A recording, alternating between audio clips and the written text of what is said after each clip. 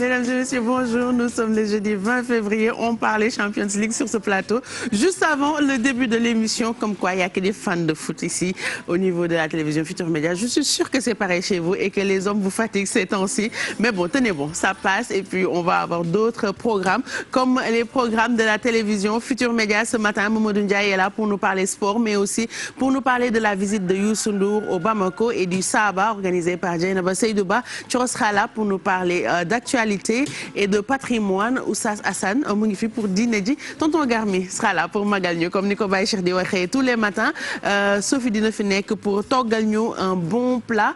Tey croquette de poisson la préparé ñu ngi koy tooñ naan ko boulette la sax mais bon on va voir lan la ñuy préparer mais comme tous les matins on va commencer ak le téléservice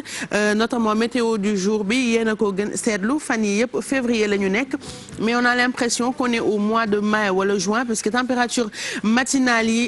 c'est digne température estivale yi ñuy am chaque tàngaay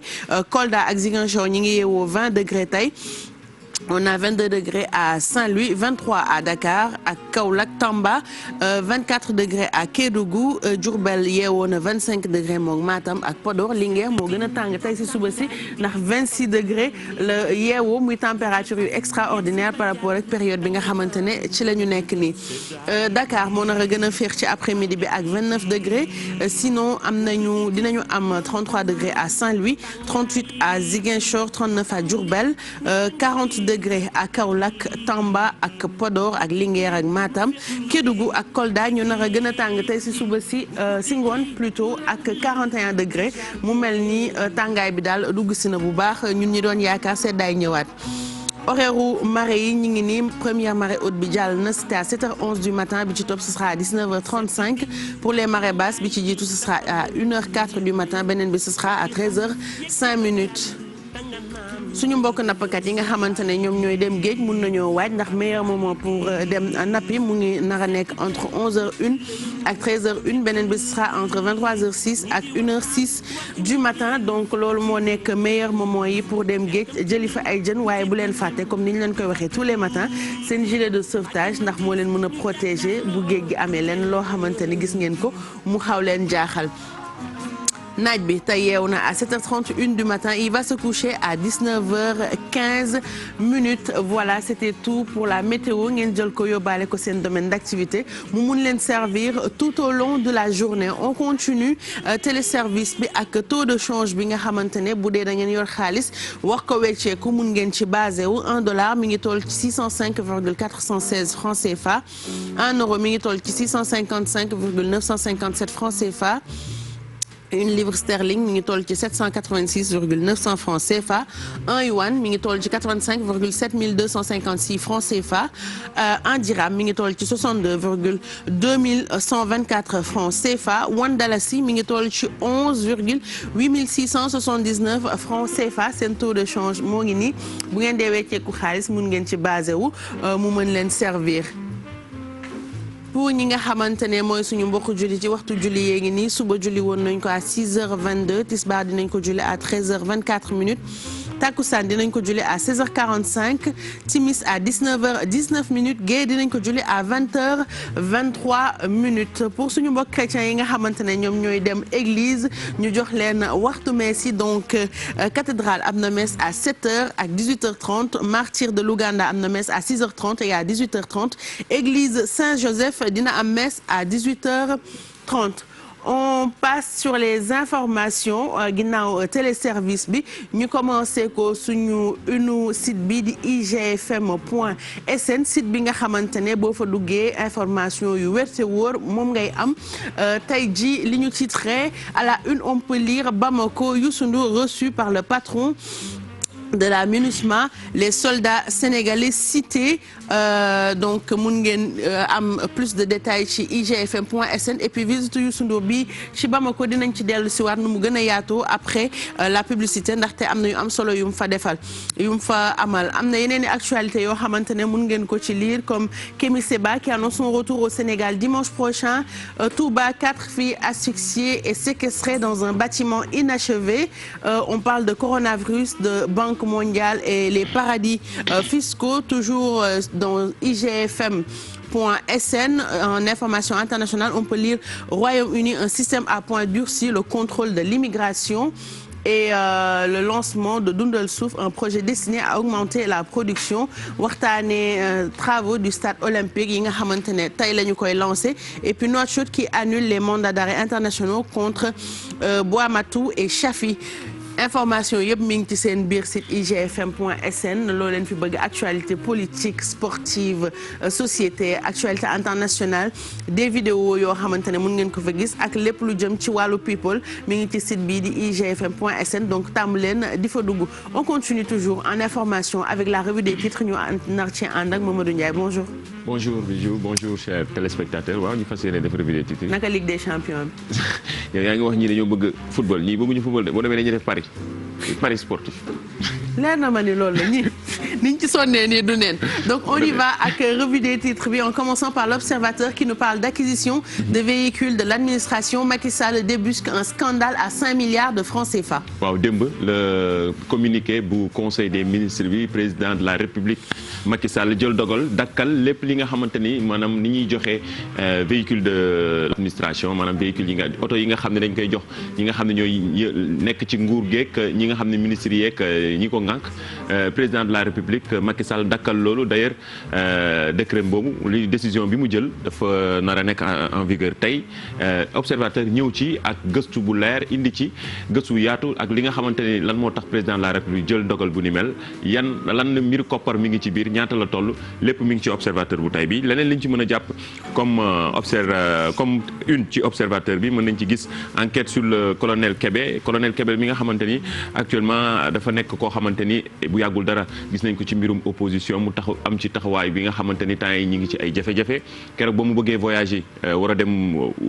fële ji Burkina Faso ñu téye li nga xam ne mooy passeport am lan moo ci wundu ndax moom day déranger wala observateur ñëw na ci tey def ci ak gëstu bu yaatu leneen li ñu ci mën a jàpp mbirum politique la ak Mary Teuw Niane bi nga xam ne dañu jàpp ni actuellement mooy cible bu bees bi nga xam ne mooy ci mouvance présidentielle bi wala ñi nga xamante ni ñoo ànd ak président Macky Sall. Alors on continue la revue des titres avec le journal Tribune où on peut lire Stade du Sénégal pour un coût de 156 milliards de francs CFA et on peut lire en titre Diamniadio coûte cher. Il y a même une comparaison avec le stade olympique d'Ipembe de Côte d'Ivoire qui a coûté 50 milliards et Rades 60 000 places à 49 milliards de francs CFA. xam naa li tax ñu génn ci xibaar bi mooy tey ji nga xamante la ñu fas yéene def pose première pierre stade bu Diamniadio bi nga xamante ni stade omnisport la mi ngi nar a coûté lu toll ci 156 milliards de francs CFA waa Tribune xëy ne koppar yooyu dafa bari ndaxte bu ñu ko comparé ak stade olympique bu Côte d'Ivoire bi nga xam ne 50 milliards de francs CFA la ak Rades fële ca Tunis nga xamante ni fële ca Tunisie nga xamante ni boobu 60 000 places la te 49 milliards de francs CFA rek la daal di jar bii nag stade du Diamniadio bi nga xamante ni ñu ngi ko fas yéene def tey pose première pierre bi te ñu jàppoon ko le 20 janvier bi ñu génn moom mi ngi nar a coûter 156 milliards de francs CFA te bor la bu Sénégal lépp fas yéene koo fay. Dans Libération, on peut lire Bamboula. Dans les achats des véhicules administratifs, l'ARTP se tape 2 bolides à 147 millions de francs CFA. Et on peut aussi voir Macky Sall étale sa colère en Conseil des ministres et suspend toutes les acquisitions dans les ministères, agences et sociétés nationales. waaw comme li mën nañu jàpp ne journaux yëpp tey dañoo xëy ci xibaar bi nga xamante ni mooy décision bi président de la République jël ngir dakkal acquisition maanaam joxe oto yi ci nga xamante ni ñoo yëngatu ci wàllu nguur gi wala administration bi lémb li tax président de la République jël ndogal bu ni mel waa ARTP mën nañ jàpp ni tey waa Libération ci lañ xëy ñëw daal di teg loxo waa ARTP ñi nga xamante ni dañ ne benn oto buy jar 147 millions de francs CFA ak li tax oto boobu jar loolu lan moo tax président Macky Sall mer ci li nga xamante ni mooy ni ñuy joxe oto yi lépp mi ngi ci Libération. Colère du président toujours dans le quotidien où on peut lire achat de véhicules de fonction. Macky range les clés. La mesure entre en vigueur ce jeudi jusqu'à nouvel ordre. Un budget de plus d'1 milliard était prévu pour la DMTA. mën nañu jàpp même son de cloche la ci li nga xamante ni mooy le quotidien tey tamit li mu xëyee ci xëtam bu njëkk muy décision président de la République dakkal ni ñuy joxeek oto yeeg ñi nga xamante ni ñoo yëngatu ci wàllu administration beeg ñi liggéey ci nguur gi wala yenn sociétés yi nga xamante ni nguur gi ñoo ko ngànk nan la ñuy joxe oto yi loolu waral Quotidien xëy ci xëtam mu njëkk daal di Macky range les clés maanaam Macky Sall denc na caabi yi ngir xoolaat nan la ñu mën a joxe yenn oto yeeg koppar yi nga xam ne ñu koy joxe ngir bañ yàq beeg koppar yu bari yi. Alors, dans Vox Populi, on nous parle de suicide à Rebeuss. Hakim se pend dans les toilettes. Voilà, loolu da xibaar bu doy waar la Vox Populi xëy ci tey ci xëtam mu njëkk mbirum ku ñu jàpp ni dañ ko mi ngi woon ci Rebeuss mu daal di xaru dakkal ab dundam ñu ne Hakim la tudd ñu ne dafa daal di takk boppam fële ca douche yo nekk fële ca Rebeuss loolu la Vox Populi xëy tey ci xëtam mu njëkk leneen xibaar bi mooy yi nga xamante ne mooy mbirum oto yeeg administration bi ndogal bi nga xamante ne président de la République Macky Sall jël na ko ngir dakkal ni ñuy joxe oto yi d'ailleurs ndogal boobu dina entrer en vigueur tey jii ci alxames bi 20 février. Alors, Enquête a fait un dossier sur l'athlétisme sénégalais et nous dit c'est le néant. ak li nga xamante ni mbirum tàggat yaram la athlétisme sénégalais du maanaam jafe-jafe yi nga xam ne ñu ngi koy dund fédération beek jox nañ kàddu ci nga xamante ni mooy directeur technique national bu athlétisme fan la athlétisme sénégalais toll ak jafe-jafe yi nga xam mi ngi koy dund jàpp ñii di waa enquête ñoom dañu jàpp ne sax daanaka dara nekkatu fi ci mbirum athlétisme amuñu terrain amuñu piste yi nga xam ne la ñuy dawee jafe-jafe yi nga xam ne athlètes yi ñu ngi koy dund lépp mi ngi ci enquête bu tey bi ibbi ci ab dossier bu yaatoo yaatu yi nga xamante ni dafa duppee ci athlétisme sénégalais ñu ne c'est le néant maanaam dara nekkatu fi. On finit cette revue des titres avec le journal Record où on peut lire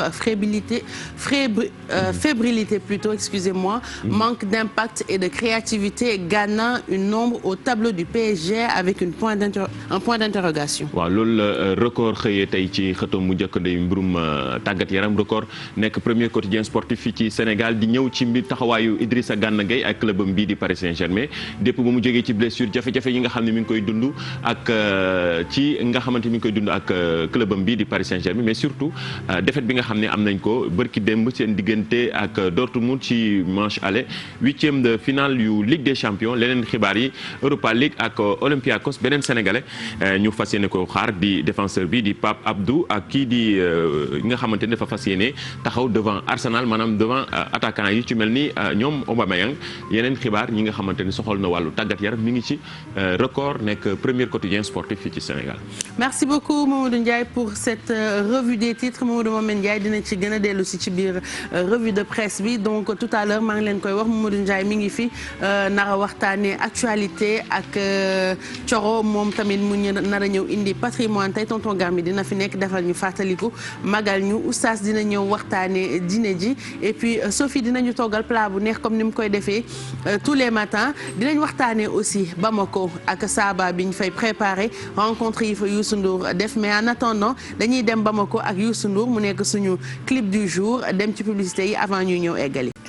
Merci beaucoup de nous suivre Bamako lañ leen yóbbu woon Mali ndax fa la ñuy dellu ginnaaw bu ñu defee coming next bi oustaz mi ngi ñëw dans quelques instants tonton Garmi pareil mais Mamadou Ndiaye ci kanam dinañ waxtaanee Bamako visite ba fa Youssou Ndour amaloon ak ñu ko invité ci journal bi rencontre bi mu def ak Sidiki Diabaté aussi. waaw ci kanam dinañ ci ñëw dinañ waxtaanee li nga xam ne mooy actuellement Youssou Ndour Star Planétaire et puis en plus nekk koo xamante ni ku xam-xamam màcc lool ci musique la kenn dootu ko présenté passage bi nga xam ne def na ko actuellement ci bërki démb ci journal télévisé bu Maroc bu ORTM bu Mali. nga nam Maroc mbaadu. bu ORTM bu Mali ci kanam dinañ ci ñëw dañu waxtaanee aussi rencontre bi nga xam ne def na ko ak bu ñu nee Mali dañuy xalaat ak Sidiki Diabaté ak yeneen stars yi nga xam ne rencontré na leen foofu ci Mali ci Saba bi mooy salon de l'habitat bu Bamako bi nga xamante ni suñu collègue bi kii di Dieynaba Seydou Ba moo ko organisé foofu ci Bamako du 20 au 23 dinañ ci ñëw gën koo yaatal mais surtout ak rencontre bi nga xam ne Youssou Ndour amal na ko ak ki nga xam ne moo jiite MINUSMA bu ñu ko waxee mooy ñi nga xam ne ñooy takk der yi nga xam ne dañoo basé wu ci waa ONU ñuy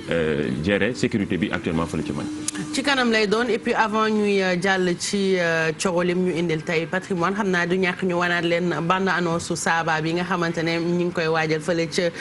Bamako bu ko defee yéen ñi demagul ngeen mën a dem yéen ñi nekk foofu ci Mali te jotagoo leen seen seen ay billets ñoom seen ngeen daal di koy gaaw dem uti Coro ci kanam dina waxtaanee loo xamante ni musuma koo ñeme sama àdduna musuma xam nan la nit yi di def ba seen fit di dem ci def ko j'ai jamais compris bu ma gisaat ñu koy def damay daw bàyyi leen foofu yëpp ndax ragal muy jamu siiñ Coro lu metti mais sunu patrimoine la. voilà suñu patrimoine la Bijou bonjour maa ngi leen di nuyu Mamadou ak ñi nga xamante ne ñoom ñoo ñuy seetaan ni nga ko waxee lu metti la waaye nag lu baax la lu yàgg ci Sénégal rawatina ci Afrique lu nga xamante ne ethnie yu bëri dañu dem ba ñu xàmmee leen ak li nga xamante ne moom moo di tatouage de la gencive wala jamu siiñ c'est comme vous voulez jamu siiñ jamu ci tuñ yëpp bokk ci li nga xamante ne moom moo di baax yu am fii ci Afrique dinañ ko waxtaanee ci kanam tuuti incha allah. ndeysaan sama maam daa jamoon tuñ bi fii ci suuf ba mu ñuul. c'est comme sama maam alors. te naan ma boo ko daan def boo dee jigéen bu courageuse doo ne ma ne ko doo ne déjà dama ko doo jam te ba su ma ko jamee waxuma la rek waaye yuuxu lay def ci kanam lay doon et puis ñu waxtaanee lan moo waraloon jigéen ñi daan ko def gis nañ ni que wàññeeku na bu baax et pourtant dañuy wax souvent que boo koy def en général sa bëñ dafay nekk en très bonne santé ci kanam dinañ ci dellu si ak Coro mais tout de suite dañuy dem Bamako ndaxte Youssou Ndour mi ngi fa actuellement pour Saba bi nekk salon de l'habitat bi ñuy amal Bamako du 20 au 23 février nekkoon invité journal bu ORTM. waaw bu ORTM bu Bamako waxtaanee li gën a am solo ndax bu ñu nee Mali moom Youssou Ndour wax na ko gëj na Mali depuis plus de 15 ans. mu delluwaat fa ci moment yi nga xamante ni aussi jafe-jafe am na fa ci mbirum sécurité d'ailleurs ci journal ORTM bi nga xamante ni mooy télévision nationale bu Mali loolu lañ ko interpellé mën nañ ñu déglu ci benn extrait après ñu ñëwaat. Les gens, cet accueil chaleureux depuis qu'on est arrivé et puis ça se passe très très bien. Je retrouve mes coins dans Bamako. Alors, on a beaucoup parlé de paix et de sécurité dans ce journal et nous savons que vous êtes un homme de paix. Vous luttez pour la paix et la sécurité en Afrique. Et vous savez, le Sahel est confronté aujourd'hui à un problème de sécurité. La première question que j'aimerais vous poser, qu'est-ce que cela représente pour vous d'être au Mali, un pays qui a besoin de sécurité et de paix aujourd'hui? D'abord, c'est toute ma solidarité. Je suis venu au Mali aussi pour témoigner de toute ma solidarité, mon affection pour ce pays frère qui est quand même un pays, on se rappelle de l'Empire du Mali, la Fédération, donc c'est deux États, mais c'est le même peuple. Et venir aussi pour dire que le Mali, c'est un pays qui a besoin aujourd'hui que les gens se parlent. Et ça, c'est très important, surtout pour les jeunes. Et refuser aussi qu'on l'isole. Parce qu'il faut que les gens viennent visiter Bamako, il faut que les gens se parlent. Voilà, donc c'était Youssou Ndour, invité du JT de ORTM bu Mali ñu ko doon interpellé surtout ci question de sécurité moom mun nañ ko jàppee ambassadeur de la paix Mamadou Ndiaye ndaxte fu mu tollu jàmm lay dox jàmm lay bëgg mu am fépp ci Afrique et puis loolu dafa nekk lu ko soxal lool et gis nañ ko fii ci journal bi nga xamante ne ñu ngi ko ci doon. waaw moo tax nekk na question yi nga xamante ni yu am solo la ci moment bi nga xamante ni enjeu socio politique culturel bi nga xamante ni Mali moom lay dund. ci situation yi nga xamante ne bu ñu nee Mali ne Sénégal wax na ko ne même peuple la d'ailleurs ñoo bokk même devise un peuple un but une foi. drapeau bi version rouge la bu ñu waxee drapeau bi li ñu différencier mooy ñun suñu étoile bi ak fédération du Mali ku ne xam ne histoire Léopold Sédar Senghor ba ci ñoom mooy boo Keïta ba léegi parcours bi nga xam ne Sénégal dox na ko ci ak Mali donc lu xew Mali mën nañ jàpp ni day xew fii donc ci domaine yi nga xamante ni mooy sécurité beeg ak moment yi nga xamante ni ay affaire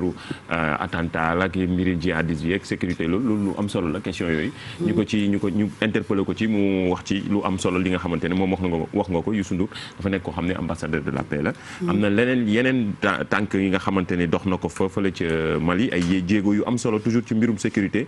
ak rencontre bi nga xam ne def na ko ñi nga xam ne ñoo jiite mission multidimensionnelle ak intégrée des Nations Unies maanaam waa MINUSMA ak surtout ñi nga xamante ni ñoo gérer mbirum paix beeg ak sécurité bi ay soldats lañu mais surtout ñoo xamante ne dañuy attaché wu ci waa ONU mën nañu lañ ko dégtal ñoom tamit te ñëwaat ci suñu confrère yu IGFM ci même groupe bi la ñoom ñi nga xamante ni ñoo demoon teewe ji loolu.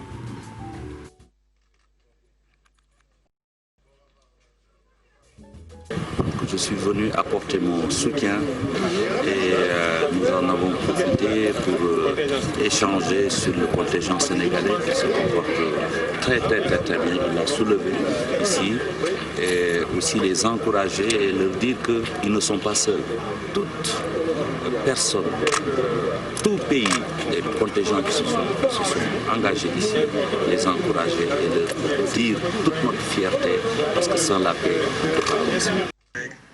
Voilà donc rencontre bi nga xamante ne Youssou Ndour amaloon na yeneen rencontre aussi Mamadou Ndiaye ak yeneen artistes. non yu rencontre yi surtout yu am solo la wax na ko. sans la paix rien ne peut se développer. sans la paix dara du mën a dox. sans la paix lenn lu nga xamante ni lu ñu jublu ci mbirum développement la ak sécurité sans sécurité loolu mënul nekk. te loolu ci question yi nga xam ne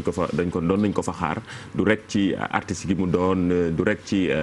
koo xam ne day teewal jàmm mais surtout li nga xam ne image yi nga xam ne da koy représenté comme icône ci Afrique ci musique africaine bi loolu nekk na lu am solo te taxawaay yooyu tamit jël nañ ko ci xaar te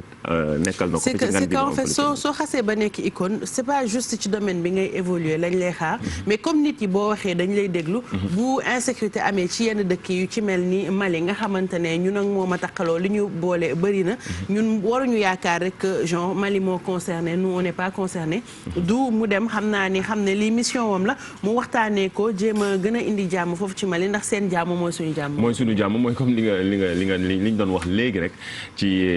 ñaari dëkk yi ni ñu mel seen histoire vis-à-vis seen histoire ak fi ñu jaar ak ci même peuple bi ñu doon donc li xew fële daf ñu war a mën a interpeller ndaxte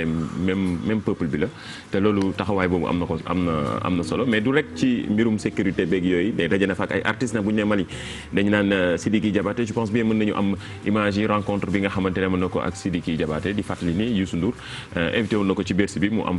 prestation bu am solo.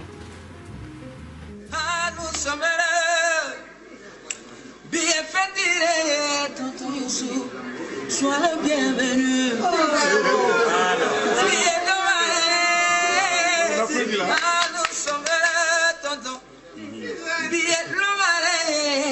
Le roi d'Ouzo te souhaite le bienvenu.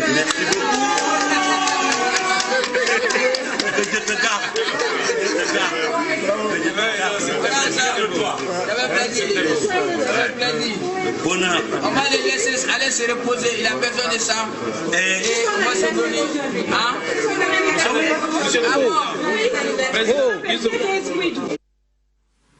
voilà mu nekkoon accueil bu am solo bu Sidiki Diabaté defal Youssou Ndour fële ca Mali donc Bamako moom nga xam ne star la fa foofu ci Mali donc c'est un plaisir ñu gis ko mu accueillir Youssou Ndour et puis rappeler leen que salon de l'habitat bu Bamako bi Saba mi ngi commencé tey nar a dem ba 23 février mu nar a am yu am solo yoo xamante ne dinañ ko fa waxtaanee ci kaw habitation wak dëkkuwaay ak ñoom seen Dieynaba Seydou Ba di ko organiser muy suñu fierté mun nañu xool bande annonce bi su ko defee ngeen gën a am information yi yéen ñi demagul nga xam ne il est temps de partir. Édition du Salon de l'Habitat de Bamako, Saraba 2020, se tient sous la très haute tutelle du président de la République du Mali, accompagné de son Excellence Monsieur Macky Sall, président de la République du Sénégal. Le Saraba est organisé par l'Association des promoteurs immobiliers du Mali, APIM et RASCOM, en partenariat avec le ministère de l'Habitat, de l'Urbanisme et du Logement Social, du 20 au 23 février 2020, au Centre international de conférence de Bamako. Avec comme thème principal la sécurité, une exigence de la ville. Le Sénégal est le pays invité d'honneur. Le ministre Youssou Ndour est l'ambassadeur de l'événement. Au programme, il y aura des rencontres B2B, débats de haut niveau, des expositions, des conférences, des échanges sur l'accès au logement abordable. Cet événement majeur et multidimensionnel du secteur du logement verra la participation de tous les pays membres de l'UEMOA, des opérateurs économiques du Maghreb, d'Europe et des USA, mais aussi des partenaires techniques et financiers. Rendez-vous au CICB du 20 au 23 février 2020 pour des moments de partage et d'échange sur le logement. Rendez-vous au CICB Bamako à partir d'aujourd'hui jusqu'au 23 donc pour fekkee salon de l'habitat bu Bamako xam naa ñun boo moytuwul buñ fi jógee dañuy daal di laal jet privé bi donc fekk leen fa ci kaw Bamako dafa am loo xamante ne dañu ko dundoon ak Sidiki Diabaté ak Youssou Ndour Bercy mu nekkoon loo xamante ne daf ñu neex loolu ñu bëgg ko dundaat ak nit ñi benn genre de souvenir daal fàttaliku la ñuy def à la tonton Guerre mi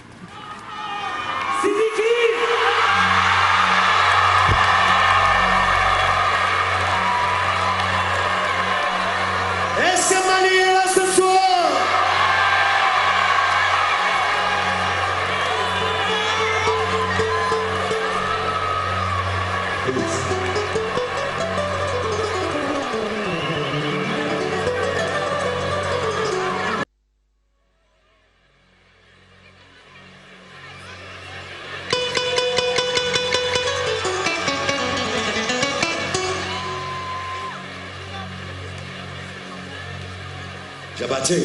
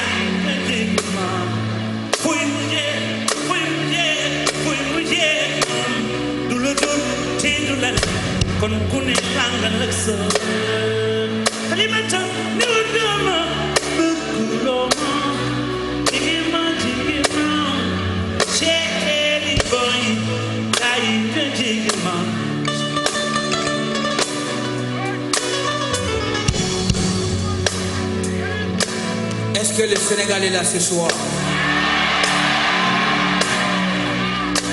Tonton Youssoulé, Youssoundouré, Sénégaloubé.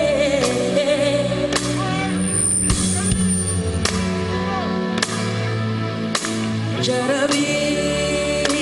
Neife, I love you. lu neexoon Bercy xam naa du ñàkk ñu dundaat ko Bamako samedi ci concert bi nga xamante ne Youssou Ndour dina ko fa amal ci stade bi Bamako is the place to be actuellement ku fa demul yaa ngi raté donc c'était un clin d'œil boo xamante ne ñi ngi ko doon def par rapport ak Saba bi ñuy waajal actuellement ndemuñu waaye suñu xel a ngi fa et on espère que yéen ñëpp di ngeen jug daal di jël seen vol rek dem nànk ndax Bamako mi ngi fi sori c'est la porte d'à côté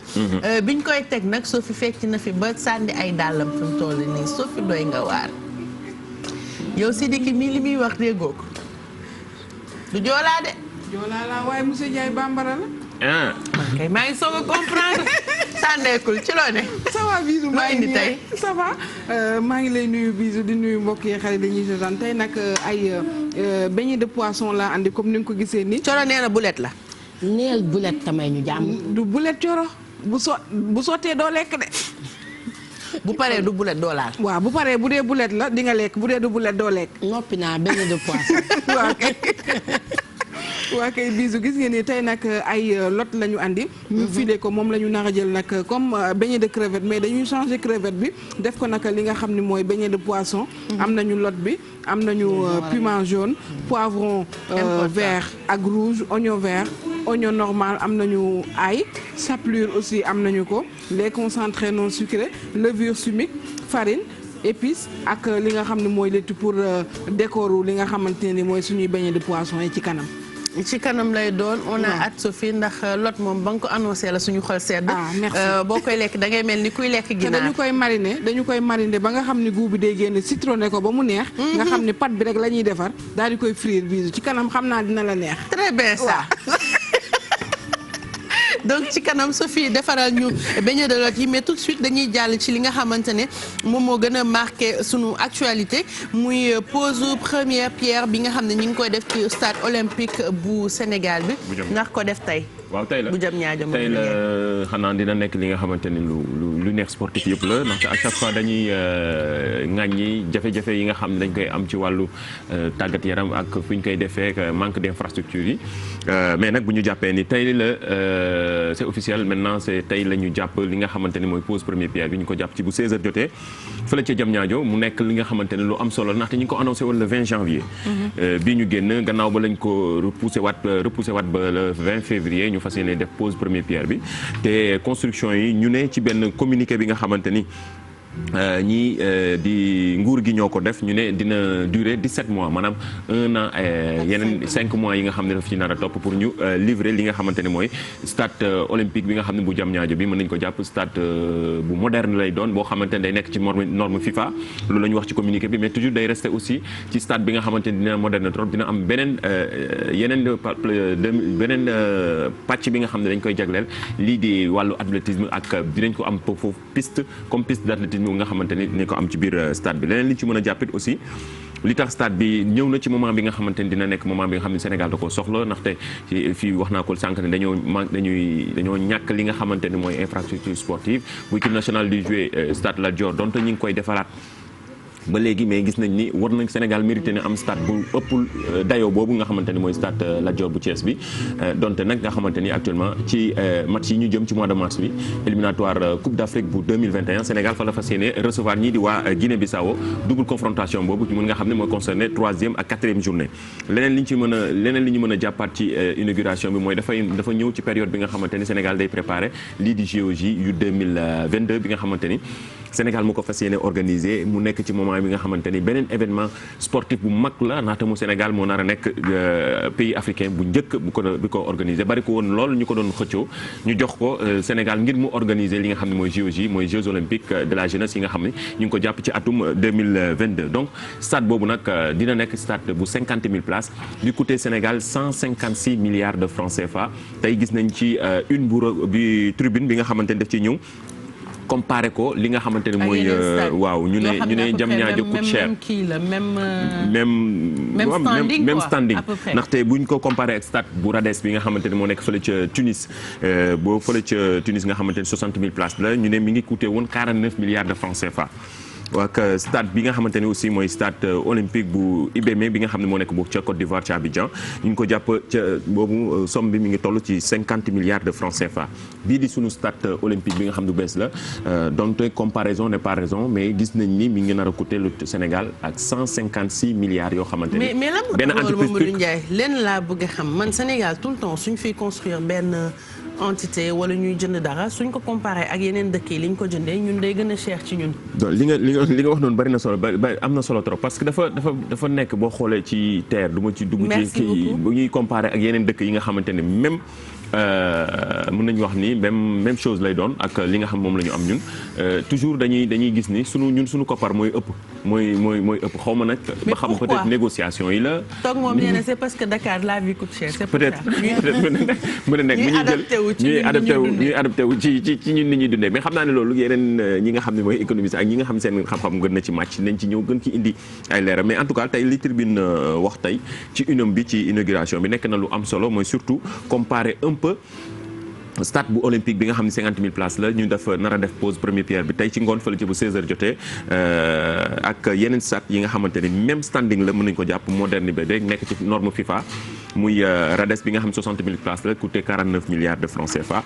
ak stade olympique bu Ebemé bu Côte d'Ivoire bi nga xam ne 50 milliards de francs CFA mais li ma mën a jàpp mooy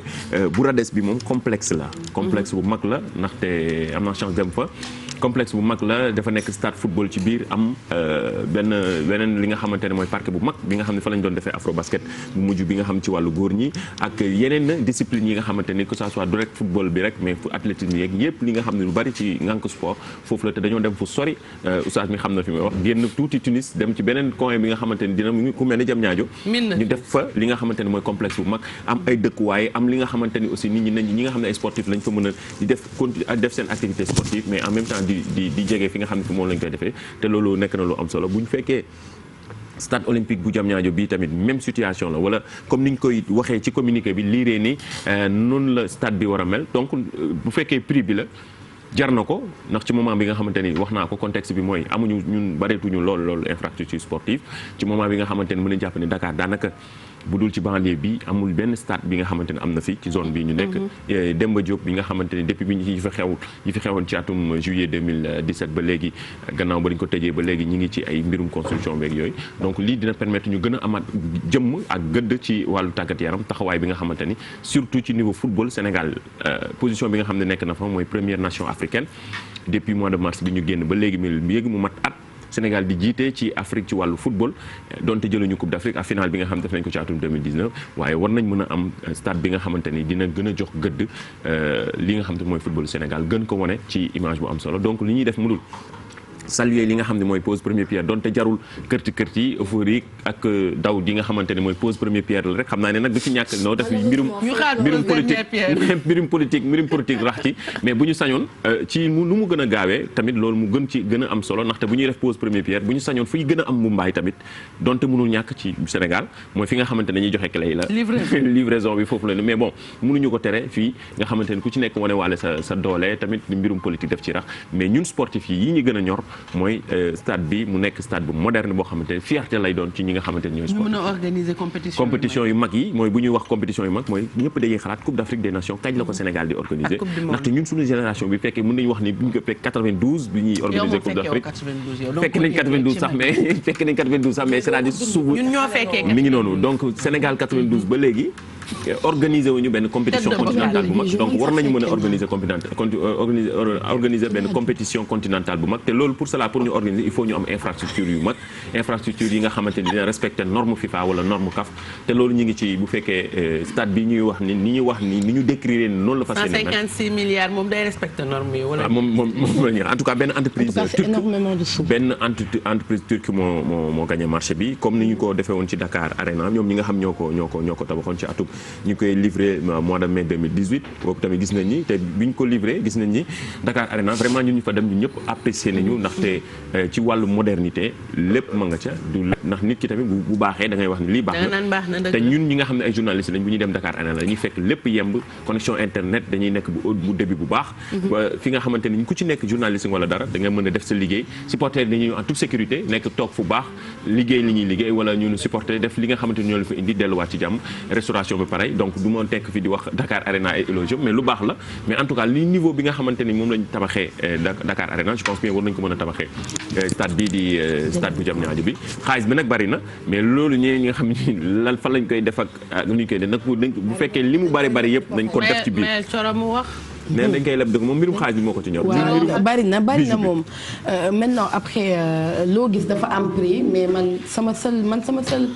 souci par rapport ak yooyu mooy bor yu bari yi parce que bari na fi infrastructure yëpp yu nga xamante ne dañuy leb koppar yi pour defar ko après di ko rembourser waat te bii moom sax duñu craindre xëj na mu fonctionnel parce que dañ koy soxla ñu ngi dem ci JOJ yu 2022 waaye gis nañ fi yoo xamante ne lépp nañ ci def ci ay koppar yu dul jeex te ba tey fonctionnelul donc yooyu rek la ñuy bañ sinon bu dul loolu moom ay infrastructure on en a vraiment besoin parce que tey jii mënuñu dëkk ci di dem ci ay terrain yu nga xamante ne li yàlla xam doy na wala di dem ci ay dëkku jàmbur di fa àbb ay stade pour mën fa amal suñu ay compétition donc on applaudit oui mais bëri na ay affaires yoo xam ne pour man war nañ ko mën a jubbanti te tey buñ ñu mënee épargner folklore bi encore une fois parce que c'est pas le plus important pose première pierre la nañ ko def parce parce que jàpp naa ne li gën a am solo mooy ñu dem ba yëf yi yemb ñu am fierté wu ne kat ñoom ñi nga xamante ne ñoom ñoo ànd ak président bi ñu ne kat moom ci magistère am def na fi nangam ak nangam je pense que tey loolu mooy fierté bi mais war a dajale waat ay drapeau dajale ay nit dajale ay bus yooyu yëpp tamit ay xaalis la tamit yu ñuy dundaat te réew mi dafa metti bu koo booleeg folklore geeg yooyu yëpp moi je pense que du li gën a important du lu gën a important comme ni ma ko waxee woon sànq ma ne fi ñuy defee pose première pierre moom ku sañoon ci moment bi nga xamante ni ci contexte bi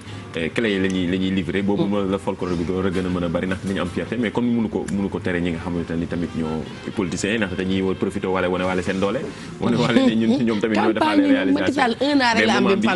mais moment bi non juste loolu entre parenthèses mais li ma wax ñun en tant que sportif vraiment dañuy saluer li nga xamante ni lii la jéego bi nga xam ne ñu ngi koy def te donte ne doyul nag te des na yeneen ak yeneen yi nga xamante ñi ngi leen ciy xaar te loolu nekk na lu am solo ngir suñu football suñu sport en général parce que wax naa ko JOJ yi nga xam ñu ngi koy organisé 2022 ak football beeg yeneen catégorie ndaxte tey boo gisee enquête tamit ñi ngi def benn dossier bu am solo ci wàllu athlétisme ak athlétisme Sénégal fi nga xamante ne ñu ngi fa toll jafe-jafe yi nga xam ne ñu ngi koy dund. c'est le néant lañ wax. néant maanaam dara te gu si nekk gëstu nañ fi def nañ fi benn gëstu bu yaatu ci sport waajaluñu kii Jeux olympiques mais ñoom ci domaine boobu man mii dem na découvrir ñi nga xamante ne ñooy waa athlétisme dañ lay wax carrément ne la ñoom bu fekkoon Jeux olympiques yi suba la parewuñu fii ba 2022 gisuñu ndaxte projet la pour nga am médaille olympique il faut 4 ans de projet médaille olympique pour nga am ko da ngay teg projet bi nga xam ne 4 ans la seule discipline bi nga xamante ne du dara ci gëstu yi ñu def seule discipline bi nga xam ne mën nañu jàpp ni pare na pour JOJ yi muy ñii di waa taekwondo. beneen discipline pareegul te loolu lu ñu war a gën a mën a bàyyi xel la organisation bi wëy mais tamit médaille bi nekk na lu am solo. nekk na lu am solo Mamadou Ndiaye waaye loo xamante ne jeunes yi war nañ leen ci tàggat bu baax a baax fii ak date bi di egsi leneen loo xamante ne concerné na jeunes yi. muy jeux yi nga xamante ne ñu ngi koy def actuellement ci di parier ci football bi xale yi lekkatuñ naanatuñ match yi dañuy mel ni ñoom fi mu toll ñu ngi ci biir stade ba ñooy gën a stressé sax supporters yi. te ba pare maîtriser équipe yi te c'est partout en Afrique ndax démb bi ñuy préparé sujet bi maa ngi ci doon xoolaat ñeneen ñi nga xamante ne ñooy yeneen dëkk yu ñu wër. Oustaz Thiam nee na carte xaalis la. non carte xaalis la xam naa ne Oustaz dina ci ñëw sax même ñun xam naa ne waxtu bi dina xaw a xoj tuuti mais semaine prochaine nañ ci ñëw ak ay témoignages booy yi nga xamante demoon nañ découvrir fekk lañ ci yenn salle de jeu ci ay mineurs lañu am na ci kenn ku nga xamante dafa ni ma man de damay tey la sama inscription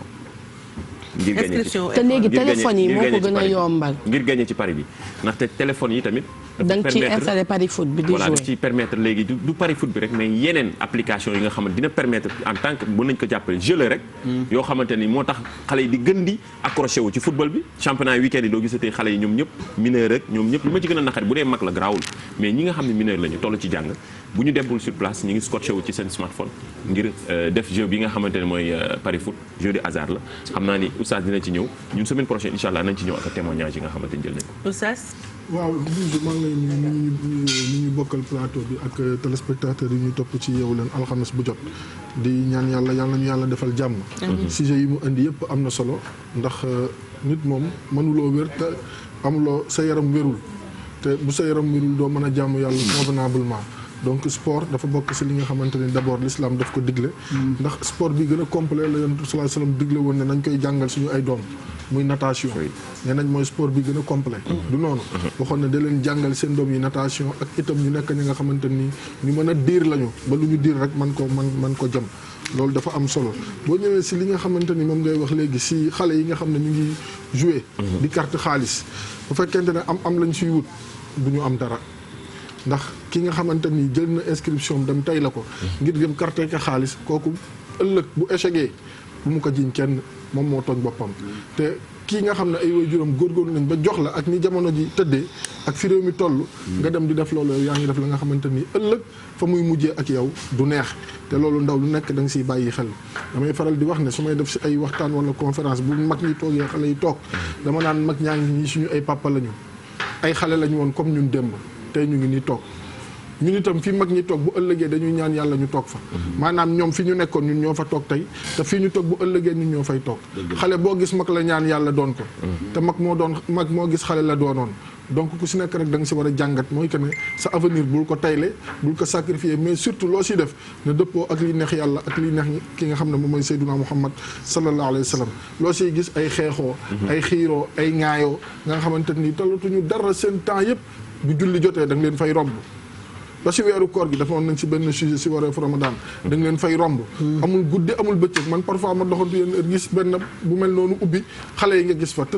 doo comprendre daal. te dañ koy interdire moins de 18 voilà. ans. mais rigueur bi nga xam ne interdiction boobu gars yi dañ ko appliqué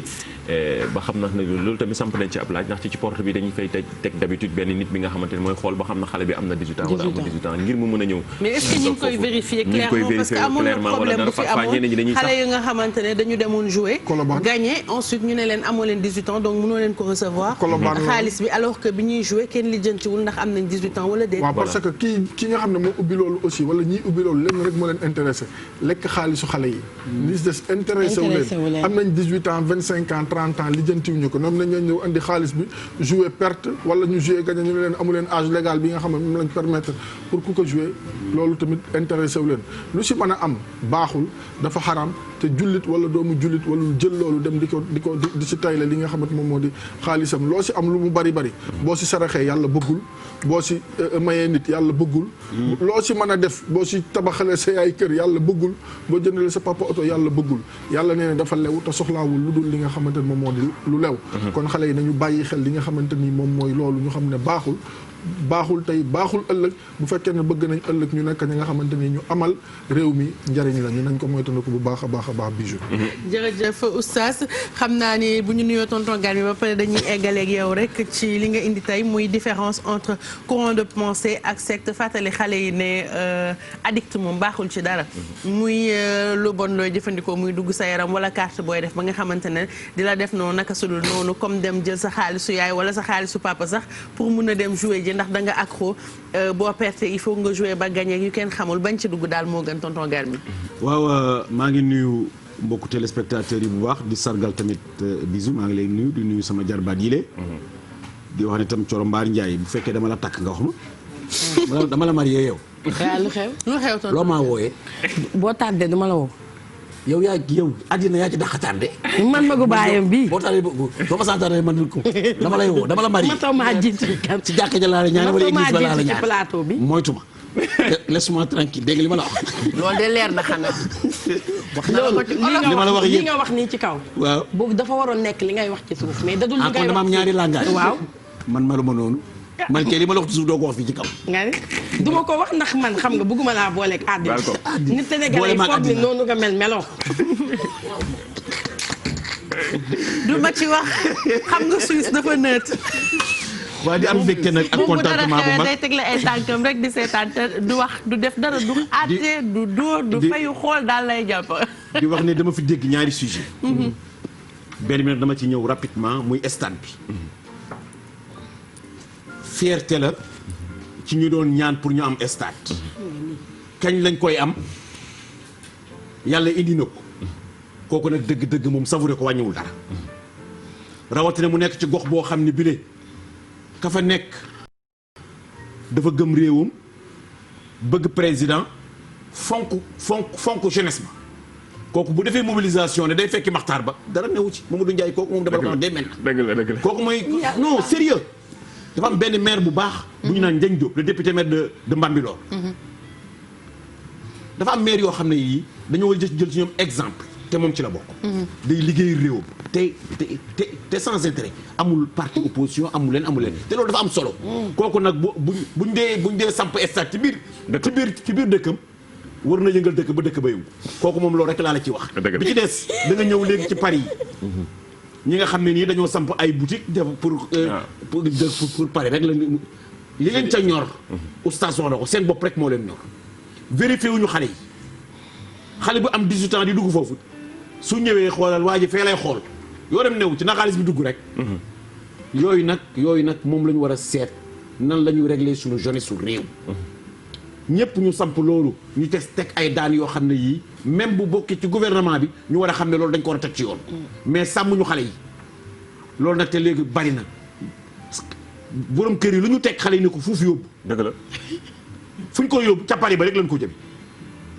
te danger la doguma la. danger la pour jeunesse mën nañu jàpp ne jeunesse africaine ah. mais danger la boo xoolee yeneen dëkk yi. Côte d'Ivoire pareil mais lu nii en fait boo génnee Afrique. Côte d'Ivoire pareil. Kenya décision président de la République bi récemment la génn wax ci Paris. xanaa ñoo gën a féroce ñu. président de la République moo génn wax ci Paris. c'est que bari na ci dëkk yi nga xamante ni yu ci mën ne ay Ouganda ba Sénégal dañ ko boolewaale ci Afrique subsaharienne bi. nañ ko teel a bloqué balaa ci dëkk yi nga xamante ni affaire bi yëf yi dafa commencé. en tout cas contrôle war na si am te mën na ci am benn soit du côté des parents wala xale autorités yi gën a mën a éviter li nga xamante ni mooy Paris yi ndaxte mën nañ jàpp ne jeunesse boo nga xamante ne da koy yàq la. ndaxte léegi daf ci gën a doy waar mooy dafa am ay firme ay sociétés yu mag yu ci nekk ci ginnaaw di jógee Europe yoo xam ne ñoo dugg ci biir yëf yi te loolu dafay gën a mooy tax koy gën a yombal mooy application yi ñu créé ci suñu smartphone yi def ko ci ay application yoo xamante ni def ko ay publicité di ci dugal xaalis bu bari parce que ñooñu tamit dañuy sponsoriser yenn yëf yu mag yi donc ci lii bu ñu la nee lii lan la nga ni carrément lii yëfi paris sportif la pourtant c'est grave mag bu ko def garaawul man bon sa responsabilité. mais mag sax garaaw na parce que addiction moo baaxul. ci dara mais su ma nee mag mooy soo daa di yow tu es majeur et vacciné garaawul mais xale jeunesse bu nga xam ne ay 13 ans 14 ans 15 ans mineur yoo xam ne ñu ngi jublu ci mbirum au-delà de ñun nu ñu yaree mooy jàngal sa doom yar sa doom ci sa kër. mais léegi téléphone yi ba moo tax ba yu ci bari dootoo mën a am contrôle bi te loolu war nañ parents yi war nañ ci gën a bàyyi xel. du week-end yi ki ngay gis sa doom bi ngay gis mu kii connect scotché wu ci smartphone am. c'est parce que néewuma la ñoom ñëpp mais pour mën nañ jàpp bu ñu doon def sondage yi plus de 60% wala 70% ñoom ñëpp ci Paris yi. Oustaz Thiam ba tey mooy intervenir nee na gagné ci loolu. jëndal ci say collègue café ñu naan xaraam na. waaw mais xam nga ku muy waxal rek yaa ngi si aspect technique bi. man maa ngi si aspect religieux bi. mooy li Bijou wax gis nga lu xaraam ni mu araama si xale noonu la araama si mag si l'islam te mag ñi ñoo war a nekk miroiru xale yi. maanaam xale yi si mag ñi lañ war di xool ni ñuy doxalee. tey jii bu fekkente ne mag ñi nga xamante ni ñoom ñoo koy def ñoom ñu ne dañuy askanoo si diina yonent bi sallallahu alayhi wasallam di l'islam nañu xam ne loolu kenn askanoo si ñoom diglew ko santaanew ko te daf ko dàq daf ko xaraamal. ndax yàlla nee ne loolu day jur si seen biir ak noonoo. day jur si yéen ngeen te seytaane moo leen koy defloo te seytaane seen noon la ni ngeen ko jàppee noonu. inna shaytaana lakum aduwwun fattaxiduhu aduwwa kama qaala jalla wa ala uluwa lu maam Maodo waxoon sa xutbaam bu siw ba radiyallahu taala anhu Seydi El Hadji Malick radiyallahu anhu kon yàlla nee na iblis ak seytaane seen noonu la na ngeen ko jàppee noonu te yàlla lu mu wax ne noonu la pour ñun nañ ko jàppee noonu kooku du ko ndaw te bu dul woon borom bi subhaanahu wa taala kon mu demee neneen kon yi nga xamante nii xale yi ñu ngi koy def état bi nañ si jël seen ay responsabilité bu fekkente ne bëgg nañ ëllëg xale yi nga xam ne ñoo fi nekk tey nekk mag ñoo xam ne ñu responsable lañ ñu am citoyenneté lañ mais surtout ñi nga xamante ni ñu crédible lañ yooyu day indi mag day tax boo nekkee mag ëllëg da ngay mën a tappale parce que yëfu tappale la ay dugal bii gañ bii peer bii nangam yu kenn xamul yooyu noonu boo nekkee mag bu ëllëgee buñ la dénkee kees tamit noonu rek nga koy doxale di ko gañ bii peer bii nangam di dugal a génne ba kees réew mi nag këpp nga ñu ñàkk buubu ñàkk ceen kon loolu nañ si teel a jóg te contrôle bi si war ñu def ko ngir yàlla war a suul gis nga El Hadj Mamadou ñun toujours dañuy focaliser wu si aspect financier wala nangam mais moral ak jikko ak valeur il faut loolu nga xamante ni moom moo nekk base réew mi ñu gën si góorgóorlu parce que doomu aadama bu xësee ba ñàkk ay valeur am ñàkk ay jikkoom yu rafet ñàkk éthique am rek deseetul dara moom la waykatu arab ba waxoon na ne nit buñ koy tagg wala askan jikko jaa tax buñ demee ba jikko ja rafet ja newatu fa foofu dara desatu fa kooki vide lay doon te xale yi il faut ñu protéger leen parce que majeur guñu xamaguñu lu bari te loolu ñun ñëpp dañ si am part de responsabilité ndax am nañ ay njaboot am nañ ay rakk am nañ ay mbokk ya nga xamante ni ñu ngi si ñu xam ko ñu ñàkk ko xam état bi itam bu ñu croiser les bras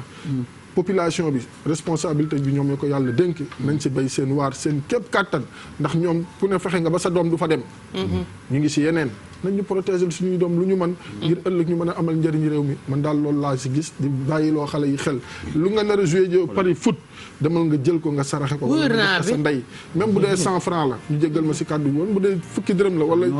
téeméer nga jox ko sa waajur wala nga saraxe ko wala nga def ko sa poos bu ëllëgee dana la jëriñ nga mën si paas wala boo demee école mën a nga jënd ci crème bëgg loolu lekk nga dem lekk ko si mais yow ña ngay joué di sonn ñëpp ku si nekk rek benn salaire am yow ba moytuwul fay na la sa giiru dund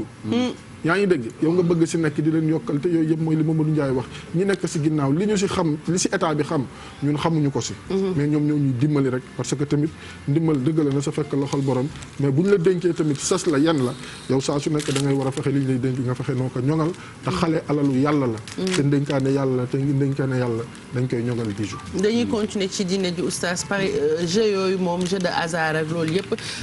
suñu religion tere na ko et puis boo dee xool socialement baaxul ci xale baaxul ci mag ñu jéem ko éviter le plus possible dañuy yeggali côté diine tey li ñu indil pour waxtaanee ko mooy différence bi am entre li ñu tuddee courant de pensée ak secte. waaw jërëjëf Bijou loolu sax transition bu am solo la parce que boo xoolee tey jii nii xale bii dem jouer ji pari sportif ñëw ne Mamadou Ndiaye mooy sëriñam gàddu alalam mu wër que ne kii amagul âge ba nga xamante ni fa la mën a toll bay liggéey yenn somme yi di ko jox bu ko ëndalee Mamadou Ndiaye en tant que sëriñam Mamadou Ndiaye war na ko mën a laaj ba xam yow lii foo ko jëlee kon loolu day dugg ci li nga xamante ni tey moom la ñu bëgg a waxtaane mu jëm ci wàllu li nga xamante moom moo di courant de pensée ak li nga xamante moom moo di secte courant de pensée nag bu ñu ko doon tekki ci olof tey mooy kuréel yi nga xamante ni wala mbooloo yi nga xamante ni dañu doon toog di xalaatal l'islam wala di xalaat ci li nga xamante ni day jëmale kanam diine ji nga xamante ni mooy diine Seydina Muhammad sallallahu alayhi wa sallam te loolu gannaaw yonent bi sallallahu alayhi wa sallam la commencé di juddu di am li andi waxtaan bi nag mooy li ñuy gis léegi ci internet bi ña nga xamante ni dañuy askanoo l'islam wala di askanoo benn tarixa wala benn këru diine wala benn kilifa diine bu mag mais yañ say def du alquran du sunna yonent bi sallallahu alayhi wa sallam jàngalew ko diglew ko mag ñu baax ñi nga xamante ni ñoom ñoo ŋànk diine ji ci réew mi itam jotewuñu ak loolu dara bi nga xamante ni sallallahu alayhi wa sallam génn na àdduna am na yu xewoon ci diggante jullit ñi te loolu lépp ay courant de pensée ñoom ñoo taxawoon parce que am na ay sujets yi nga xamante ni dañ ko doon waxtaane ma jox la exemple dañ doon wax ne par exemple boo demee ci alquran dañ lay wax ne az-zaniyatu waz-zani fajlidu kulla wahidin minhuma mi'ata jalda wala as-sariqu was-sariqatu faqta'u aydiyahuma yàlla dafa ne ku njaaloo nekk góor wala jigéen ngeen am ci preuve kooku na ngeen ko caw li nga xamante moom moo di téeméeri yar ku sàcc góor wala jigéen ngeen am ci preuve selon quantité ba mu sàcc parce que am na somme boo xam ne bu ko nit sàccee jarta dagg loxoom am na contexte boo xam ne bu ci nit sàccee jarta dagg loxoom yooyu yëpp ay jurisprudence la mais bi nga xamante ni moom la alquran di wax ngeen am ci preuve mu wër na la kii def na nangam na ngeen dagg loxoom exemple ñu ne kon dëkk ba nga xam ne dafa mel ni Sénégal appliqué wu ñu fi charia nañ ko wax l'islam mu ngi fi waaye appliqué wu ñu charia comme ni ko alquran indee ñu ne léegi bu fi nit sàccee yenn somme yi nan lañ koy def ñu ne boroom xam-xam ya sa jamono boobu ne kon loolu jar na toog xalaat parce que alquran dane nañu dagg te kooku réew ba mu ko defee duñu appliqué alquran ndax li nga xamante ni moom moo fay dox léegi nu ñuy def léegi ñu ne kooku dañ koy bàyyi ak yàlla bu demee ci yàlla xool li nga xamante ni moom lay doxale digganteem ak moom waaye fii boo ko defee ñu def la nangam yow l'islam teggi na la ne la amuloo droit def ko nangam maanaam amuloo droit daggaloo xam comme noonu la nañ ko bàyyee yàlla mi nga xam ne moo ko sàkk te comme yàlla la tooñ def na bàkkaar bu demee ci borom bi subhanahu wa taala mu àttee ko bu ko neexee mu yërëm ko bu ko neexee mu doxalee neneen kon courant de pensée yi ci xeet yu mel noonu dañ doon xalaatal l'islam mais nekkuñu woon la nga xamante ni dañ doon dévier nit ñi ci alquran wala sunna sayyiduna muhammad sallallahu alayhi wa sallam nekkuñu woon itam ña nga xamante ni dañ doon def la nga xamante ni jotawul dara ak diine ba pare naan ci yonent bi sallallahu alayhi wa sallam lañ ko jële wala moom moo ñu ko wax wala moom moo ñu ko sant sallallahu alayhi wa sallam dafa wax ne man kazzaba alayya mutaammidan falyatabawwa maqadahu min an-naar képp ka nga xamante ni nee nga man maa wax te waxuma yow jàppal ne sa bërëb ci safara pare na dee moo la fa teree dem loolu li nga siy déggee mooy nit ñi lu ñuy wax wala lu ñuy def nañ teg seen diggante borom nañ teg yàlla seen diggante ak loolu ndax yàlla moom mu ngi dégg mu ngi gis te lépp la nga xamante ni am na moom borom bi subhanahu wa taala xam na ko ak lu amagul boo jëlee lu mel ni les chiites da nga leen di dégg ñoom ñooy le premier courant de pensée bi juddu ci l'islam gannaaw Seydina Muhammad sallallahu alayhi wa sallam te loolu réeroo rek moo amoon diggante saxaaba yi ñii ne nañ def lii ñii ne nañ def lii am ñu ne Ali karamallahu wajha alquran a ngi nañ ci attewoo am ñu ne ñii comme yëkkati nañ alquran nañ ci attewoo am ñu ne déedéet alquran boobu ñu yëkkati dañ leen jekku rek moo tax waaye gëmuñu ko ñii ne nañ attewoo ak alquran ànd ak Ali radiyallahu anhu ñoom lañ tuddee ashia ñële alxawaarij muy les dissidents ci français ñi dem donc noonu la kuréel yi commencé juddoo léegi di dem ba ñu yëg si suñu jamono ji bés bu ne ñu gis ci internet bi réseaux sociaux yi ak yeneen wala ay vidéo nga gis ña nga xamante ni ña ngay tëgg ña ngay fecc ña ngay ndaw rabbin ña ngay kàppat ña ngay def lu dara lu kenn xamul ba pare ñu ne loolu si diine la bokk wala si sunna la bokk wala déedéet yonent bi sallallahu alayhi wasallam mosu ko digle mag ñu baax ñi amul kenn si ñoom koy liir am mbindam wala njàngalem wala li mu fi bàyyi nga fekk mu laan dee defee nii di tëgg wala di fecc wala di way wala di nangam ba pare di ko askanale li nga xamante moom moo di l'islam l'islam diina bu civilisé la l'islam diina bu sell la l'islam diina ba nga xamante ni bu mucc ayib la ku mel sa melokaan yow yaa ka melal noonu su la neexee waaye bul ko askana li nga xamante moom moo di l'islam ndax sallallahu alayhi wasallam dafa waxoon ne sa Arafat bés bii fa Arafat mu ne leen li ma yàlla yónni woon yëpp mat na sama diina ji mat al yawma akmaltu lakum diinakum wa atmamtu alaykum ni'mati wa raditu lakum al-islaama diinan diina ji mat na li ma yàlla yónni woon mat na te lépp jox naa leen ko ni ma ko yàlla waxe woon albataku ne yàlla jottali naa yow yàlla seedeel ne la ma waxoon jottali naa ko ba mu mat sëkk dara des si beneen bu ne bàyyi naa leen ñaar ya nga xam ne bu ngeen si tënkoo du ngeen réer ba faw du ngeen sànku ñu ne ko ban ak ban mu ne alquran ak sama sunna te mag ñu baax ñi loolu lañ fi nekk woon dundal alquran ak sunna yonent bi sallallahu alayhi wa sallam bii si ëpp solo nag mu ne mu jug jamono kuréel yi dana bari lool ba ëpp juróom-ñaar fukk ak ñett plus de 70 kuréel xoolal léegi ñaati kuréel ñoo nekk ku nekk di askanoo l'islam du sotti fa la jëm mu ne yëpp nag safara la ñu jëm ak ku leen topp ba mu des benn ñu ne ko ban mu ne bii topp sama sunna léegi nag ban mooy bii topp sunnaam boo ko bëggee xam jafewul demal si alquran demal si ay njàngaleem yi nga xamante ni dafa authentique maanaam dafa am cëslaay bu dëgër nga xam ne lii la yonent bi sallallahu alayhi wasallam doon digle lii la yonent bi sallallahu alayhi wasallam doon tere nit yi am bay jékki-jékki rek day mbubboo islam commencé teg seen ay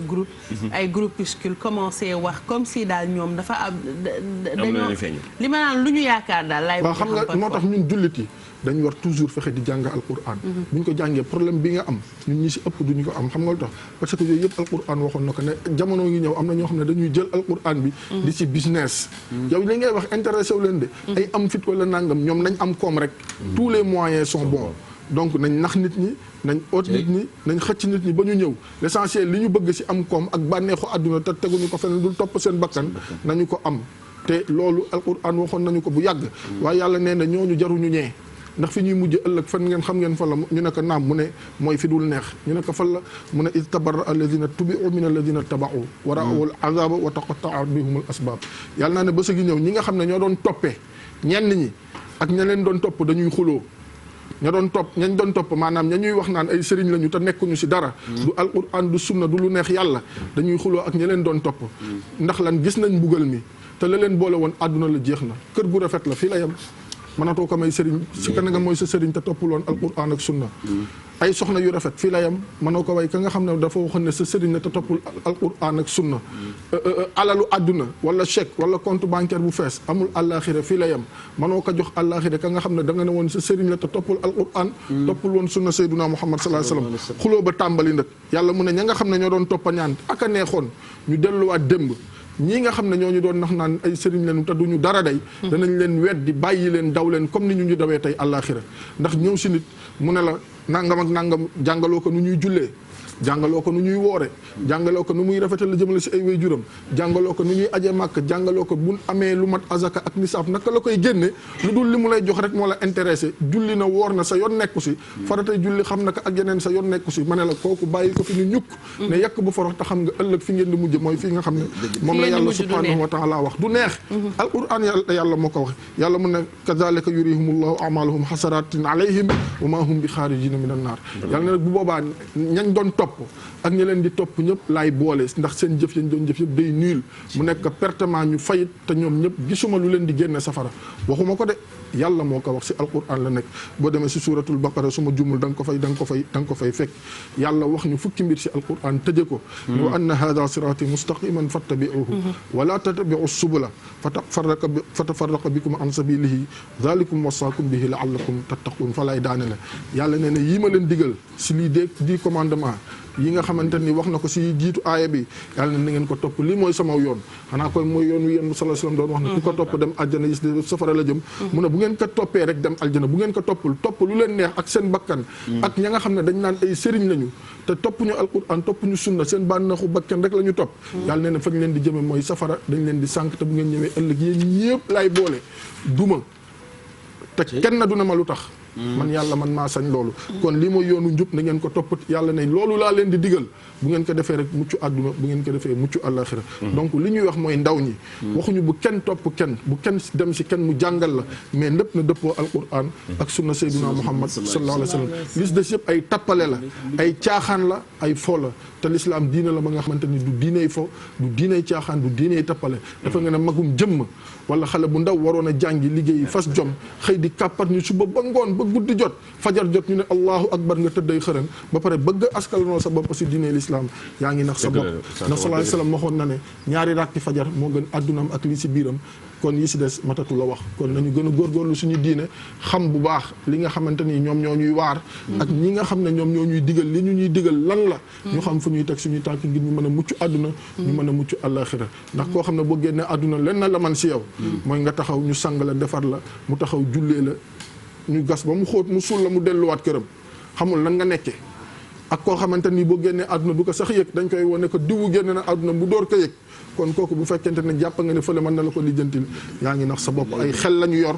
ay nit lañu yàlla moo ñu baaxee ñu def ñu ay doomu aadama ñu am ay xel kon suñu xel yooyu nañ cay utiliser di déglu di dégg te itam xam bu baax li nga xamante ni moom mooy dëgg gi ak li nga xamante ni moom moo du dëgg kon lii yëpp ma fi wax ku si bokk rek xamal ne si secte nga bokk te l'islam gërëmu ko lu dul lii nag tegu si alquran ak sunna yow jàppal ne yaa ngi si yoon wi nga xamante ni moom mooy yoon wi gën kon appel la woon bi ñuy lancer jeunes yi rek yàlla nañu yàlla defal dégg ak topp ndek donc le débat est ouvert mais en même temps clos ouvert bi mooy ku si nekk mën nga joxe sa xalaat mais finalité bi mooy alquran la ak sunna yonent bi jërëjëf oustaz yàlla nañu yàlla yóbbu àjjana ñun ñëpp amiin moom xam naa bés bu ñu doon dugal safara dugguma ji dina foo dina bëri torop ndax li ma fa dégg yëpp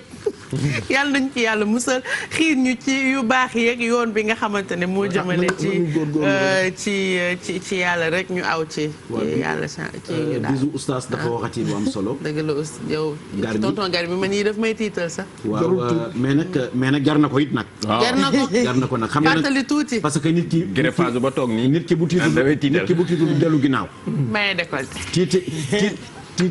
tiit moo tax nga dellu ginnaaw waaye tey lii mu wax tey bu doon tame ñu sotti ci dara da nga gis ñu sërëx ñu baree bari ñoo xam ne ñu mbay ñëpp ay daanu ci suuf ñoo xam ne ci suuf tame ji nga leen di fekk dafa bari ci réew mi de ñoo xam ne ñi dañ lay nax dawaluñ sa xel yàlla daf la ko jox pour ngay xalaat xam li nga war a jëf ak li nga war a jëf xam li la sa diine may ak li mu la mayul mais am na ñoo xam ne dañuy dem aveuglement an sa xel te yàlla joxoon la ko bu ëllëgee moo warul xuloo boobu waaw kay kooku ne man de dëgg-dëgg ma lii dama ko kii rek yow amoon nga xel foofu la ñu mujj xuloo nag du fa am njariñ yàlla baal ma am na xelu ko fii di seet li nga war a def yàlla pardon ak li ñu la war a sant nga def ko ak li nga xam ne dañ la ko war a sant nga war a lànk nit day am xel xel pour xalaat la tonton Gari dogguma la yonent bi sallallahu alayhi wasallam dafa daan toog jékki-jékki toog saxaaba yi wër ko radiyallahu anhum mu wax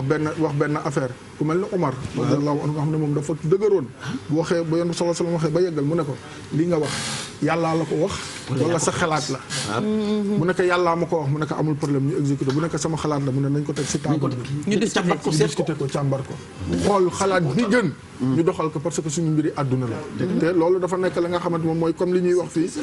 utiliser sa xel démocratie mais nit doo topp nit aveuglement moom la arab di wax immaa nit du nekk al toppe yàlla su la joxee xel c'est pour ngay xalaat am na ñoo xam ne ay doomu aadama lañ mais yàlla logique dafa am voilà rocc na seen xel du dëgg yow yàlla def la nit ba pare bàyyi la ak sa xel nga bëgg di topp nit aveuglement xooloo lu muy def ndax légal na si diine wala légal authentique na l'islam te tey jii nii bari na ñuy askanoo si këru diine bu mag ñooñu dellu se woon wóor na yàlla ñoom ñëpp dañ leen di faxas ba ñu set wecc ndax ñu ngi leen di tuumaal mooy tame bi rek mooy tame bi ñu ngi leen di tuumaal ñu ngi leen di taxal ñu ngi leen di waxal lu ñu waxul te mag ñooñu liggéey nañ si réew mi la nga xamante nii ëpp nañ lu mel noonu ñu leen koy waxal boo jëlee Cheikhul Khadim radiyallahu anhu Seydi El Hadji Malick radiyallahu anhu Maam Ibrahima Niass radiyallahu anhu Seydina Limaamu Maam Bu Kunta Ndiassane et tant d'autres ku si nekk liggéey si réew mi la nga xamante nii tey ay nit ya nga xamante nii tey la ñu judd wala démb nañ ma baal si terme bi du ñu dara bëgg a ñëw bëgg a gàkkal seen liggéey mënuñu ko sax gaa waaye ñañ say réeral rek ñoom ñooy les perdants ëllëg mooy yar bi waaw mooy yar bi toujours dañuy renvoyer voilà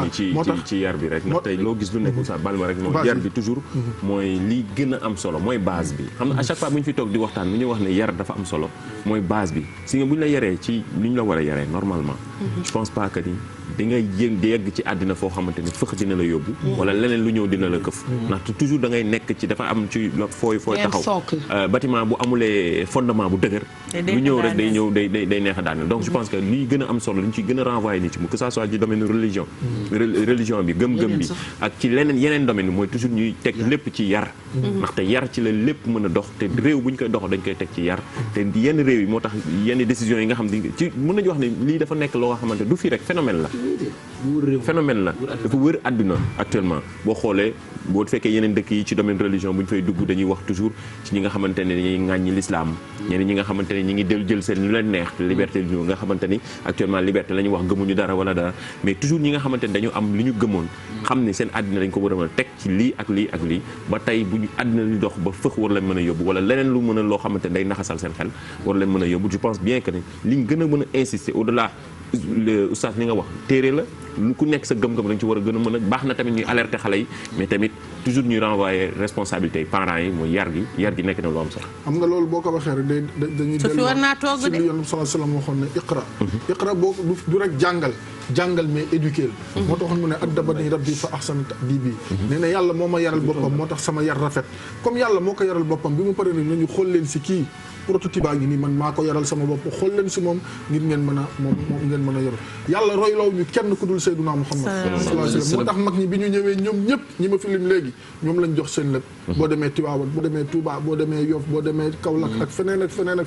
loo wax ñu ne la Seydunaa Muhammad sallallahu alayhi wa sallam lijjantiwuñu keneen parce que xam nañ ne loolu la leen yàlla digal te foofu la leen xolloo te foofu la leen jaarloo ñoom ñëpp ñu teg ko fa ba tey nag ñooñu am na ñu yor seen ndono sa yaramam daa tàng day bañ ñu dugg safara moo tax mu ñuy wax lii yëpp ñun ñëpp incha allah ay nitu àjjana la ñu yéene xam nga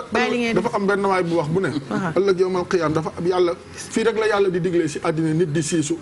ak jinne mais yowmal xiyaam bu ñëwee ba gis yëf yi ku yàlla ne acca nga jóg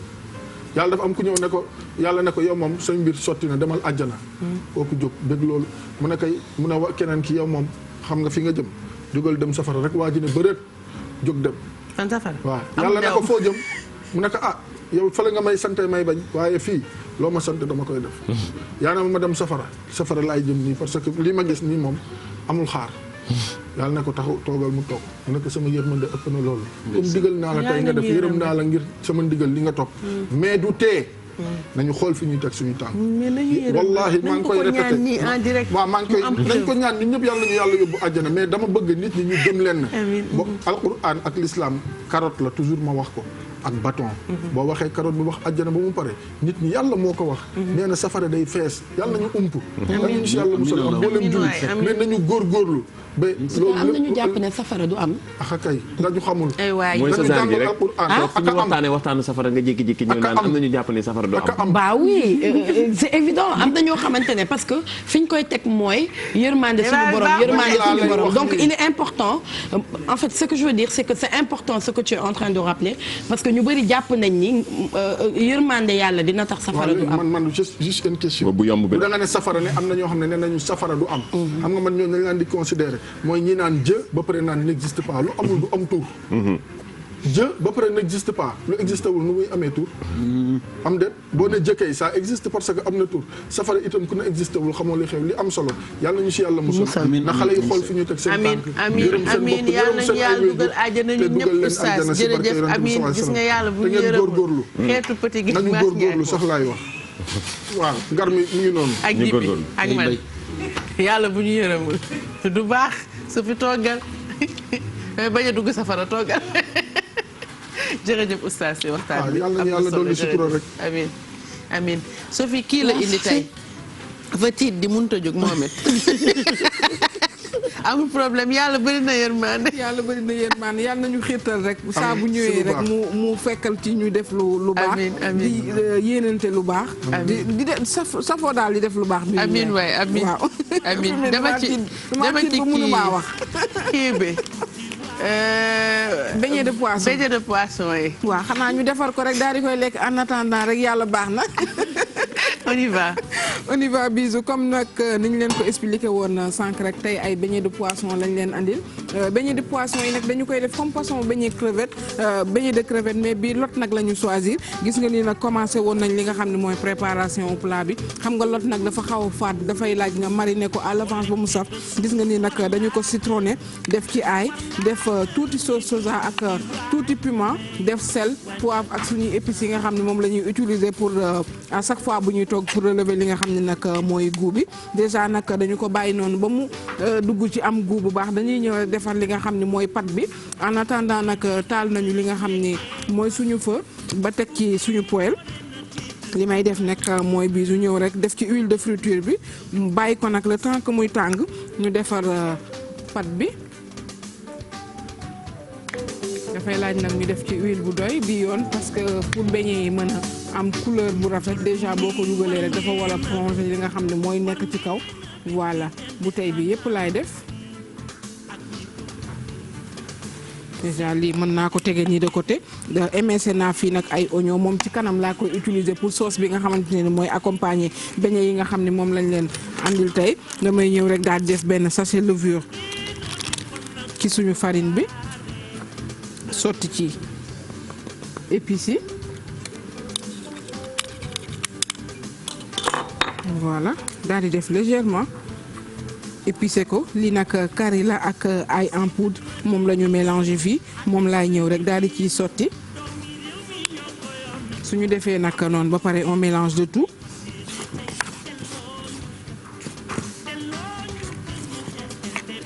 gis nga nag soo xoolee Bijou tey pâte bi ñuy defar duñu ci def nen juste rek levure bi la ñuy utiliser ak lait concentré non sucré bi kese la ñuy def gis nga suñu defee noonu ba pare damay rek ñëw jël benn cuillère rek creuser benn fontaine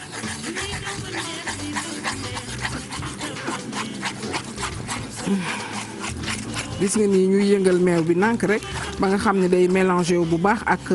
li nga xam ne mooy pâte bi voilà attention gis nga nii rek ñu continuer nag li nga xam ne mooy mélange bi le temps que huile bi di tàng voilà gis nga nii rek dañuy mélanger nii ba du am benn grumeau parce que pâte bi dañuy bëgg am benn pâte bu compact bu ñu mélanger meew bi nag xool ni que dang na de trop mën nañ ci rajouter waat nag meew voilà lii nag dafa compact de trop mën nañu ci rek ñëw def rek li nga xam ne mooy restant wu meew bi nga xam ne moom la ñu amee voilà ñu daal di ko ci sotti yeggali nag mélange bi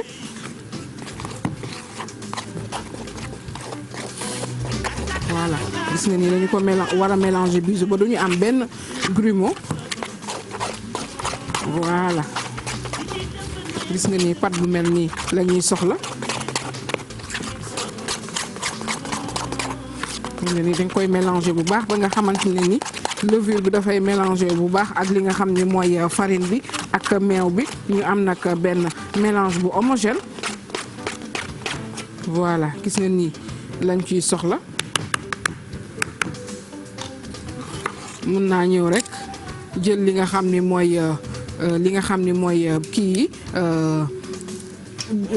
poisson bi nga xam ne dañu ko mariner moom à l'avance comme ni mu leen ko waxee woon sànq dañu ko mariner nag ba nga xam ne marinade bi daf ciy dugg mu am goût bu baax a baax léegi nag damay ñëw rek jàllale ko ci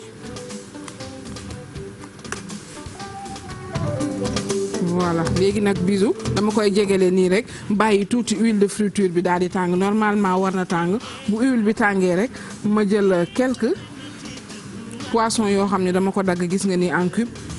daal di koy def ci biir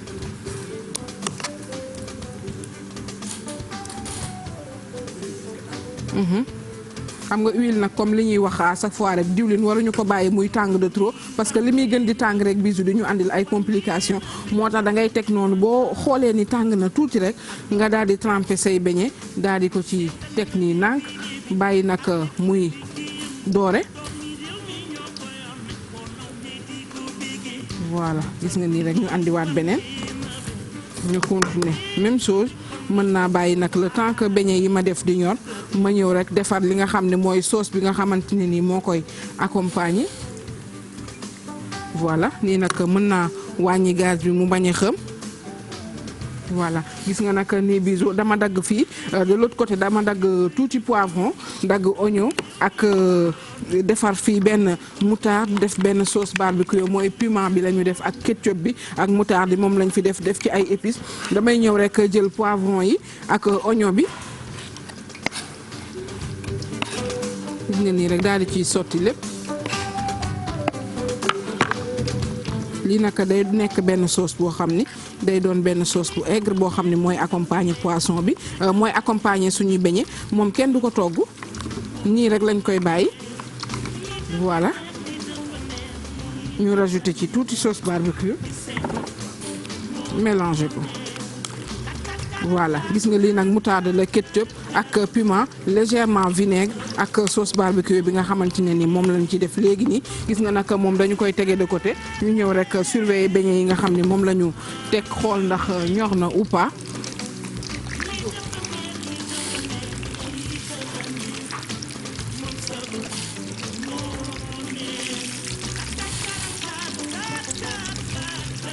Voilà.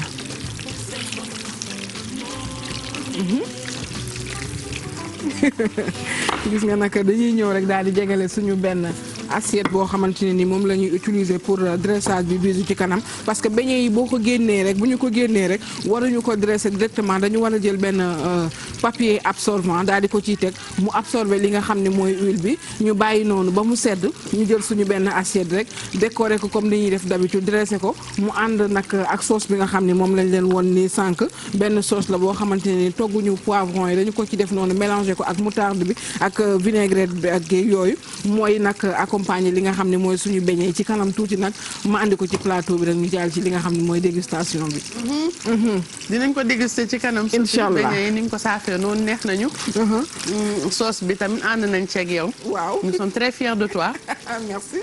donc yéen ñi seetaan xam leen ne bu ñu koy déguster dinañ leen xalaat ngeen enjoy ko par procuration comme ni ñu koy defee ak yéen tout le temps sinon mun ngeen ko reprendre seen kër recette bi mi ngi YouTube ngeen dugg fa daal di koy xool dañuy continuer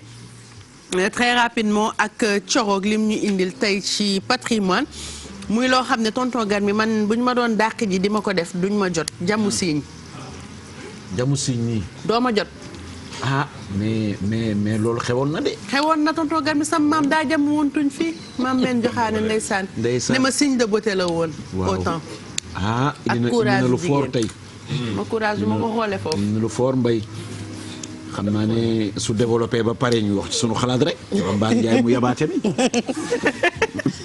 d'accord pratique la woon boo xamante ne dafa boole rafet ak dafa boole di yokku taar ak di faj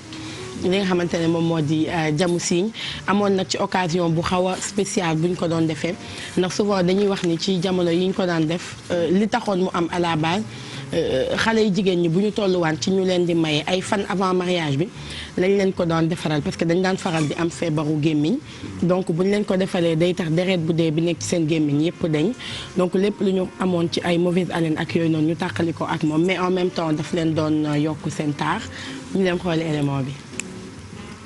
téeméeri at ci ginnaaw la xew mbir mi la nag nga xam ni léegi daanaka ñëpp koy def ci askanu pël la soxeekoo as ndaw suñu waroon a takk ay bés dong des ngir mariage bi am mu ànd ak feebaru gémmiñ ñu ne nag ngir mu wér faaw ñu jël sunguf bi nga xamante ne moo koy faj diw ko ci ciiñ bi jël ay dëkk di ko ci jàmm ngir mu dugg bi ñu defee lii ay fan dong lañ ci teg ñu gis ne feebaram bi wér na ba noppi mu am ci leneen loo xamante ne xaaruñu ko ci woon siñ bi ñuul kukku ba ñuy weex tàll village bi yëpp gis ne ndaw si taaram dafa gën a yokku loolu nag tax ba ñoom ñëpp di ko def lile mujjee dem ba doon aada doon tamit wareef ci jigéen yi ñuy waajal takk yëpp bu njëkkaan dëkk ñu koy wax épine ci tubaab la ñu daan jamee mu daan jóge ci benn garab boo xamante ne pël mu ngi koy wax ul bi ñu koy boole ak fimpi mooy xolitu gerte yi ñuy jël lakk ko ba mu xëm moom la ñuy diw fi ñuy jam moo waral suñu paree muy ñuul am na nag ñuy jëfandikoo sungufu këriñ ku jamu ba noppi moo xam ci ciiñ say tuñ mbaa sa booru gémmiñ sa taar dina yokku waaye nag laataa loolu di nga yëkk métit moo tax sax buñ lay jam ñuy takk sa bët am kenn ku toog ci sa wet di dóor sa dënn bi nànk-nànk loolu ñu ne dafay wàññi métit bi mag ñu njëkk ña bokk na ci liñ daan xamee jigéen bu jàmbaare mu jàmmu ndax ñu ne mandargay borom fit la bu weesoo ngëneel yi mu am yépp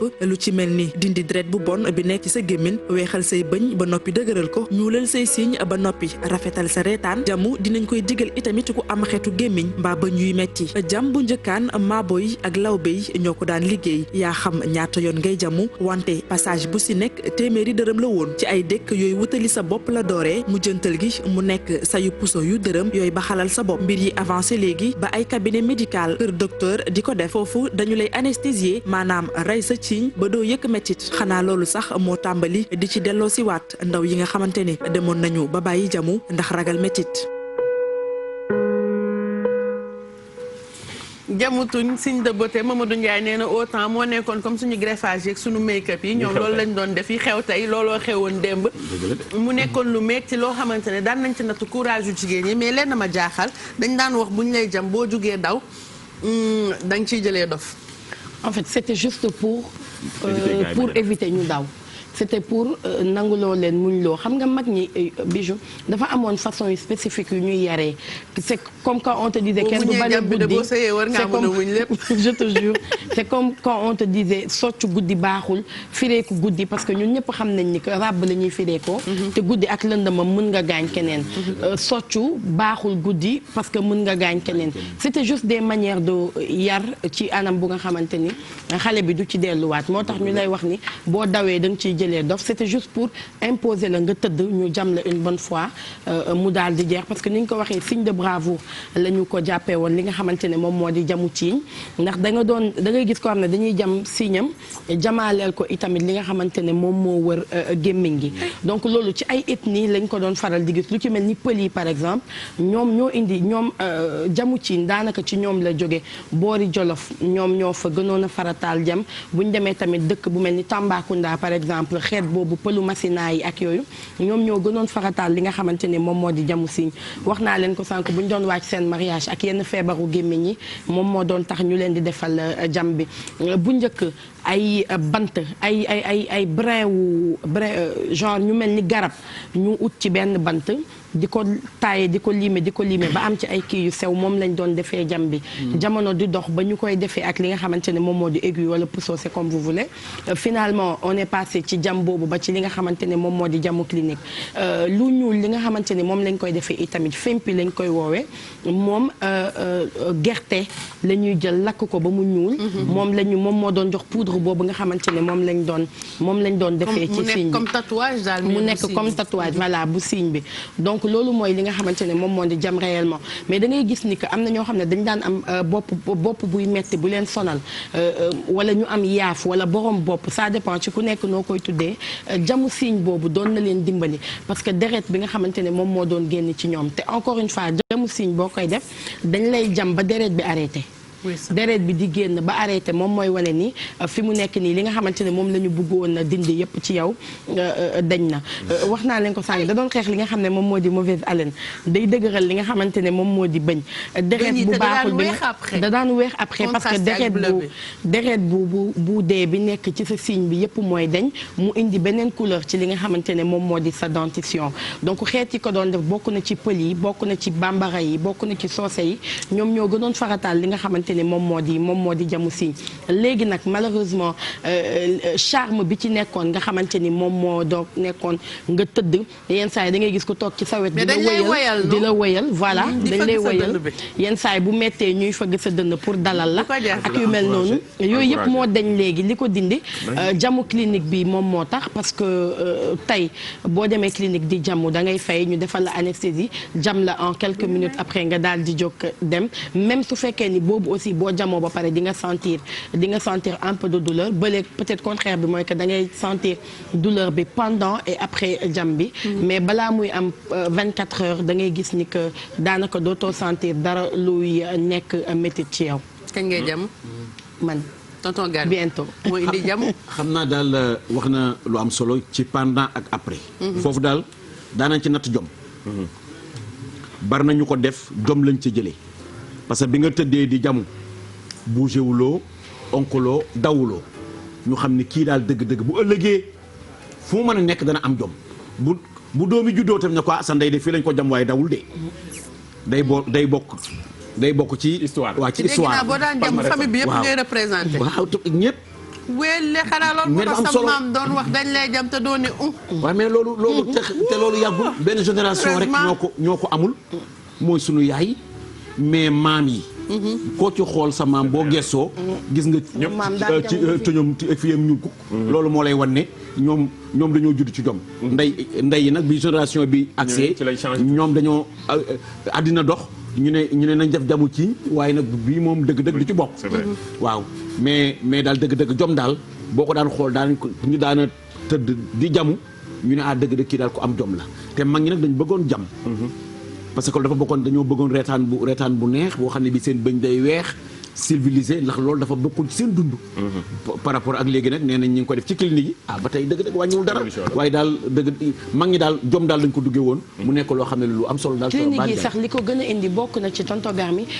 nit yi dañu doon indi am jiixi jaaxa ci règle d'hygiène yi nga xamante ni moom moo ci war a am dañuy wax ni que da ngay jël puso ñu def ko ay say teg ko est-ce que lépp li nga xamante ne moom moo ci waroon am ci wàllu cet ak sell dina ci am donc yooyu moo gën a favoriser tey li nga xamante ne moom moo di jamu ciin tey jamu clinique plutôt tey boo demee sax di wut ay meeru jamkat fii Dakar par exemple est-ce que métier bi disparaître métier la nag quand même bu nekk di disparaître beneen question ngi noonu ndax métier bi nekk loolu laa bëggoon poser ndax seen métier bi amatina Dakar est-ce que amatina ñuy jam est-ce que di nga gisati koo xamante ne meeru jamkat di nga nekk ci di nga boole ñeenti gox benn meeru jamkat nga fay gis mais est-ce que kooku sax boo ko laajee est-ce que génération fekkul ci fin bi gisatul benn xale bu muy dem di jam parce que loolu pratiquement amatul clinique yi déjà dañuy wax clinique ko commencé waat nag yow tendance boobu pourtant nag xolal waxuma clinique xatama jàpp mais dama doon dem jam waxuma clinique de nga dem tëdd maire bi jam la ñu lay woyal da xanaa xombal laa koy yaa ngi dégg ki daan jam sama yaay ñu lay woyal di la defal bàyyi ma rek ma dem ci clinique bi nag ñu jàmm ma nag Ndiaye. en tout cas merci beaucoup c'est important sunu patrimoine la jamu comme ni ko tonton Garmi waxee boo seetloo suñu maam yi yamuñu ci jamu signe sax mais seen tuñ yi sax dañu koo jamoon ba mu ñuul mu nekkoon signe de beauté signe de bravoure nekk loo xamante ne ci éducation la nekkoon aussi. suñu ay valeur ak suñu ay principe ñu lay remercier bu baax coro li nga indi tey ci may rek 30 secondes ma wax leen ni Soukayna nee na ñëwul TFM masul ñëw TFM masul wax ak ñoom waxul liggéey parce que en fait démb elle a eu à me contacter bah oui elle a eu à me contacter moom nee na elle est même pas là mais dafa yeewu ñëpp di ko yónnee ay capture d'écran naan ko félicitations elle a rien compris donc quand elle a demandé ñu ne ko dañu dégg ni que danga dem liggéeyi TFM tonton Garmi xamoo ko man xam naa xale 2.0 yi xamoo leen en fait d'accord bàyyi ma su kay na benn actrice boo xam ne doon joué ci benn série bu tudd Nafi donc moom dernièrement démb nee na dafa yeewu ñu koy yónnee ay capture pour di ko féliciter quand elle a demandé lu xew ñu ne ko que ni que dañu dégg ni que yaa ngi liggéeyee TFM léegi nee na liggéeyul TFM ñëwul TFM xamul xamul kenn donc voilà donc du information intox la c'était faux merci voilà c'était faux tonton Garmi koy fàttali ko tey Nabir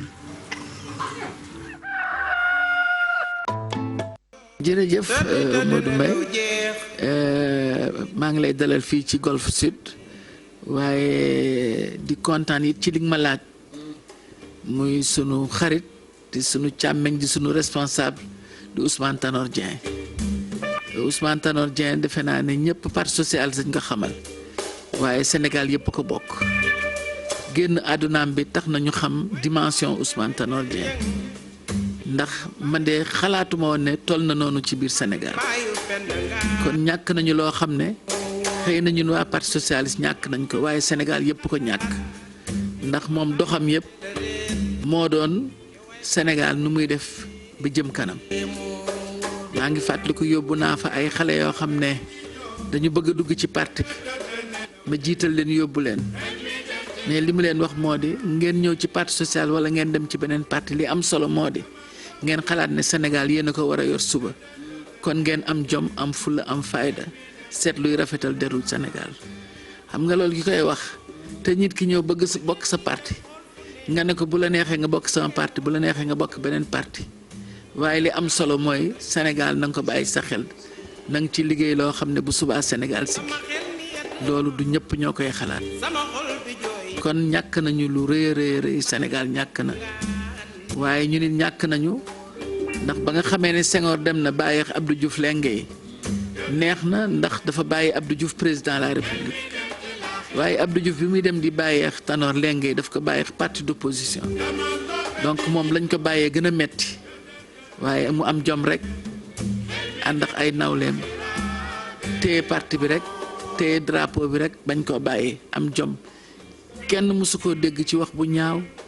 kenn mësu koo gis ci jëf ju ñaaw lu mu wax rek lu jëmale parti bi kanam la lu jëmale Sénégal kanam la ba tey jii def nañu 12 ans traversée du désert parti socialiste ki fi nekkoon def na lu ne pour ñu ànd ak moom waaye mu am jom rek téye parti bi rek bañ a transhumé bañ a dem fenn ndax gëm lekk bi nga xam ne Senghor bàyyi na ko fi Abdou Diouf bàyyi ko fi ñu nekk ci ba tey jii ñu yàlla boole ñu ak Macky président Macky wax dëgg yàlla ñu nekk ñaari gor yu ànd nag ndax ku xamul woon Macky it génnu àdduna Tanor bi tax na nga xam kuy Macky. voilà merci beaucoup tonton Garmi fàttaliku tey Tanor Dieng la ñu Ousmane Tanor Dieng la ñu indiloon mu doon koo xamante ne yaakaar naa ne ci langue politique kenn dootu ko présenté rawatina ci parti socialiste comme niñ ñu ko waxee ci fàttaliku bi Abdou Diouf bi mu fiy jugee ci moom la am confiance ba bàyyi ko ak léegi tonton Garmi. waaw Bijou Ndiaye kii ñu lay indil tey muy Ousmane Tanor li tax ñu indi ko waxuma la jomam ak faydaam ak fulaam. ak li nga xam ne nii moom la yóbbaale ci secret ak ñi nga xam ne nii noonu la nekk woon ci réew mi ba kenn mësu koo dégg mu wax dara lu blessé doomu aadama ba pare nag tenir partem bari na lu dal ci nit daf ko fay xaar soo ko fa xaaru doo ko fa fekk te man sopp naa lool gor soo xam ne si bu toogee du jóg fa mu toogoon ñu ne daal dëgg-dëgg la ki ne laam wax ne daal ba mu toogee ba tey jógul man daal sopp naa ko ci koo xam ne kii fi mu teg tànkam da ko fay teg ngor tax ak fayda ak fulla ak gëm li ak gëm boppam Ousmane Tanor nag noonu la meloon waaye nag mu nekk koo xam nii bi mu yoree parti bi ak léegi lu ko ci war rek def na ko mais nag yàlla ñëw ak i mbiram mu bàyyi noog Aminata Mbengue Souleye ak Sargane bi ma waxtaanee ak Aïda Sow Diawara acte bi ma gën a fort laataa may tàbbi ci li tax ma indil la mbir mi le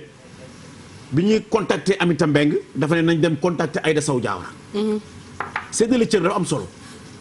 am na ñoo xam ne bu ñu nekk ci bopp mbir dañu yaakaar ni lépp ñoo ko war a akimu ñoo nekk ci kaw ñooy buub ñooy bummi te nag parti boo gis démocratie daf ca war a am ma gis ci benn démocratie bu am solo ma naw ko ci xam ne daal ci jigéenu jàmbaar yaay fi li mu nekk xaar na ko waaye nag sédd na nag ñi nga xam ne nii ñoo ne ci ginnaawam cër te loolu dafa am solo te oustaz ku ànd ak i nit da leen di jox cër soo bëggee ñu delloo lu cër bi loolu gis naa ko ci mbir moom ñu dëgmal nag le 21 jàpp le 22 ak le 23 le 21 ñu war dem Ngéeñeen pour ñaanal ko yàlla le 22 le 23 ñu war a ñëw maison repartie pour tamit dëgg-dëgg war dem exposé wane kan mooy Ousmane Tanor ñi organiser loolu nag di parti socialiste ci boppam président Macky sagaloon na ko sargal na ko jox na ko cër bi ko yàlla jox mais partem nag ci boppam ñoo jóg nag war a wax nag nit ñi kan mooy Ousmane Tanor pour sargal ko muy nekk le 21 le 22 ak le 23 looloo tax tey Bijou Ndiaye ma indil la Ousmane Tanor mu yaru mi mu baax mi yiw loolu te gore man sama xarit woon mag ñu jara fàttaliku tonton Garmi ñu jara roy surtout ci politique bi nga xamante ne parfois dinañ gis nit yoo xamante ne transhumé du doon dara ci ñoom wax dara tey wax contraire bi suba du doon dara ci ñoom donc mu nekkoon ay nitu valeur yoo xamante ne ay exemple lañ ci dëkk bi ñu jaxa fàttali ko su ko defee xale yi am lu bëri loo xamante ne dinañ ko ci jàngee merci beaucoup tonton Garmi important surtout discrétion bi gis nga jiite dafa métti c'est vrai que daanuñ ko dégg ci dara discrétion gis nga homme d'état dafa boo xam ne mooy li ma wax sànq cër boo xam ne su la ko yàlla joxee alaaji yow rek bokkuloo ndey ak baay yow rek bokkuloo woon classe yow rek bokkuloo woon école suñu borom tànn la si ñi nga xamante ne ñoom nga bokkal ñëpp am lu mu la jox xañ leen ko kon loolu responsabilité la dafa ànd ak pacte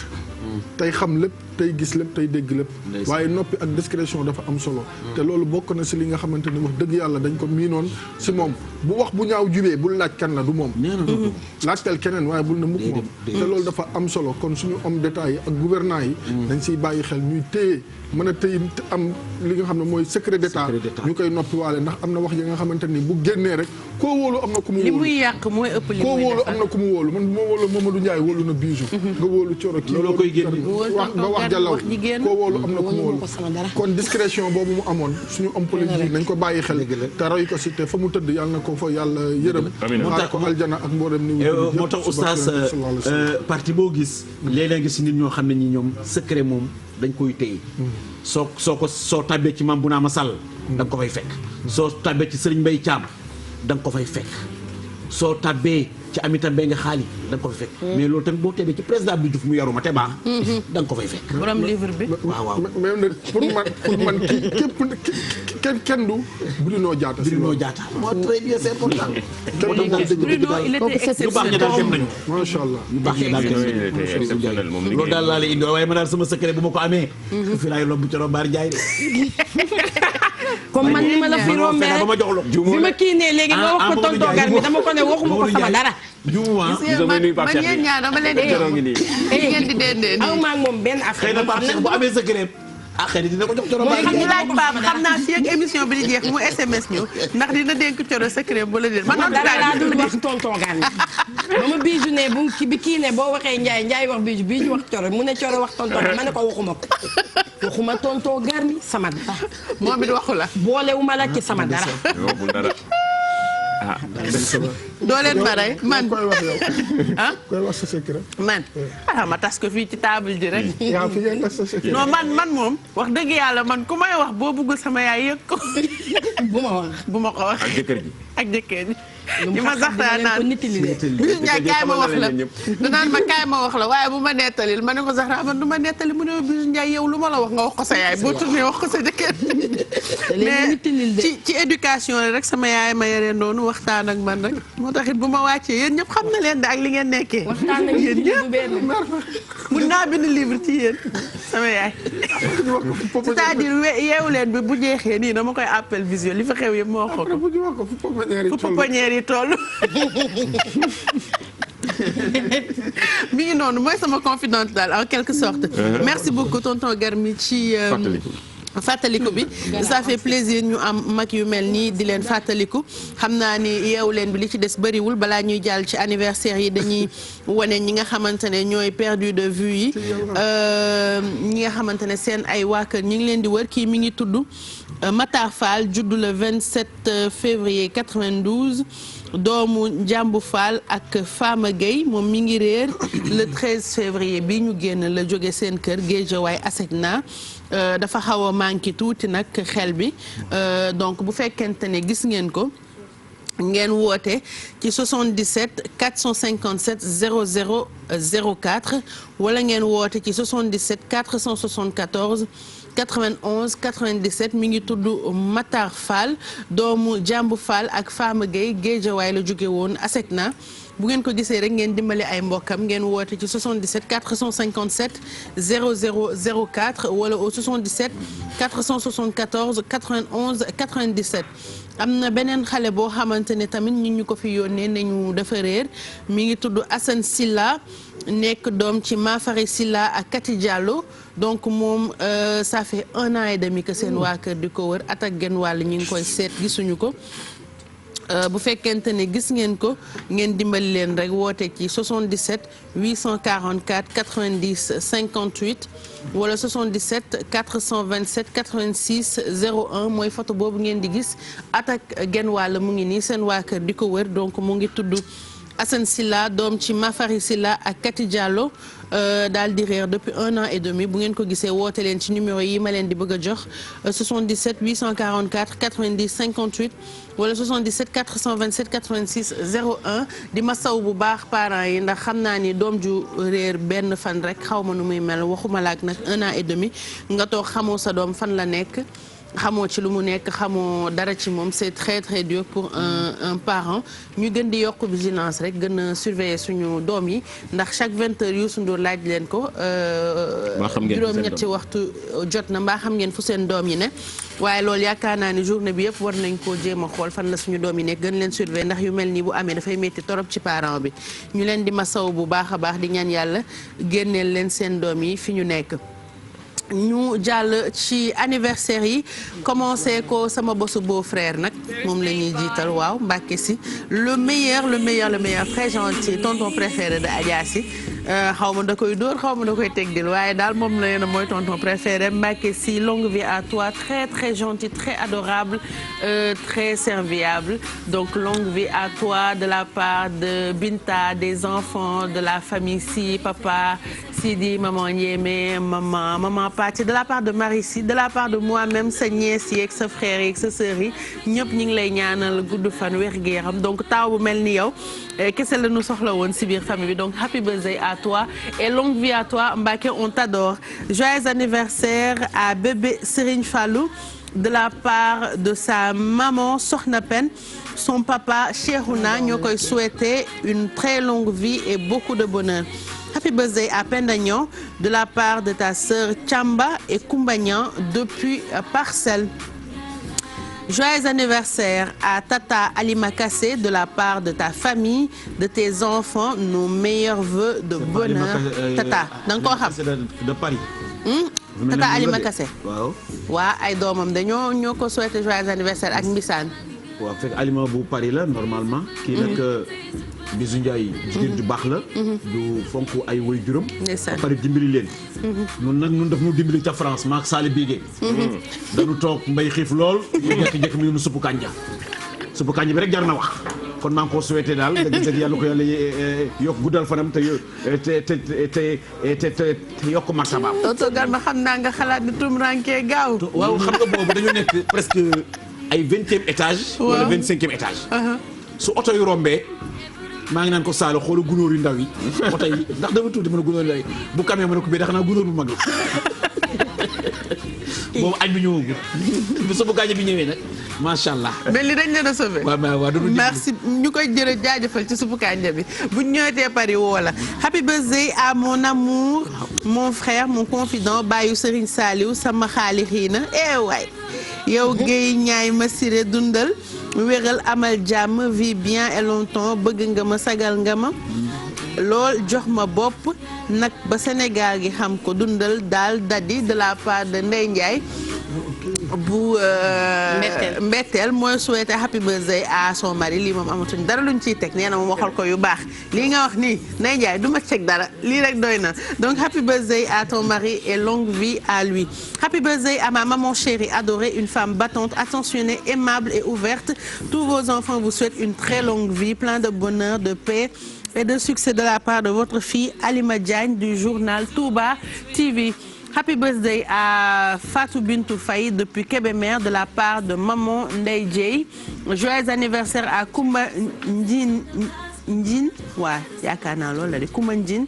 de la part de toute la famille depuis Cambérène. Happy birthday à Tata Alima Kassé moo jàll 5 de la part de toute ta famille. Joyeux anniversaire à maman Yacine Jacqueline Seck. Longue vie maman chérie de la part de tes filles Binette Laetitia et ton fils Toc de la TFM.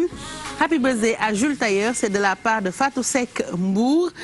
Joyeux anniversaire à Ami Diallo longue vie c'est de la part de Marine Ndiaye.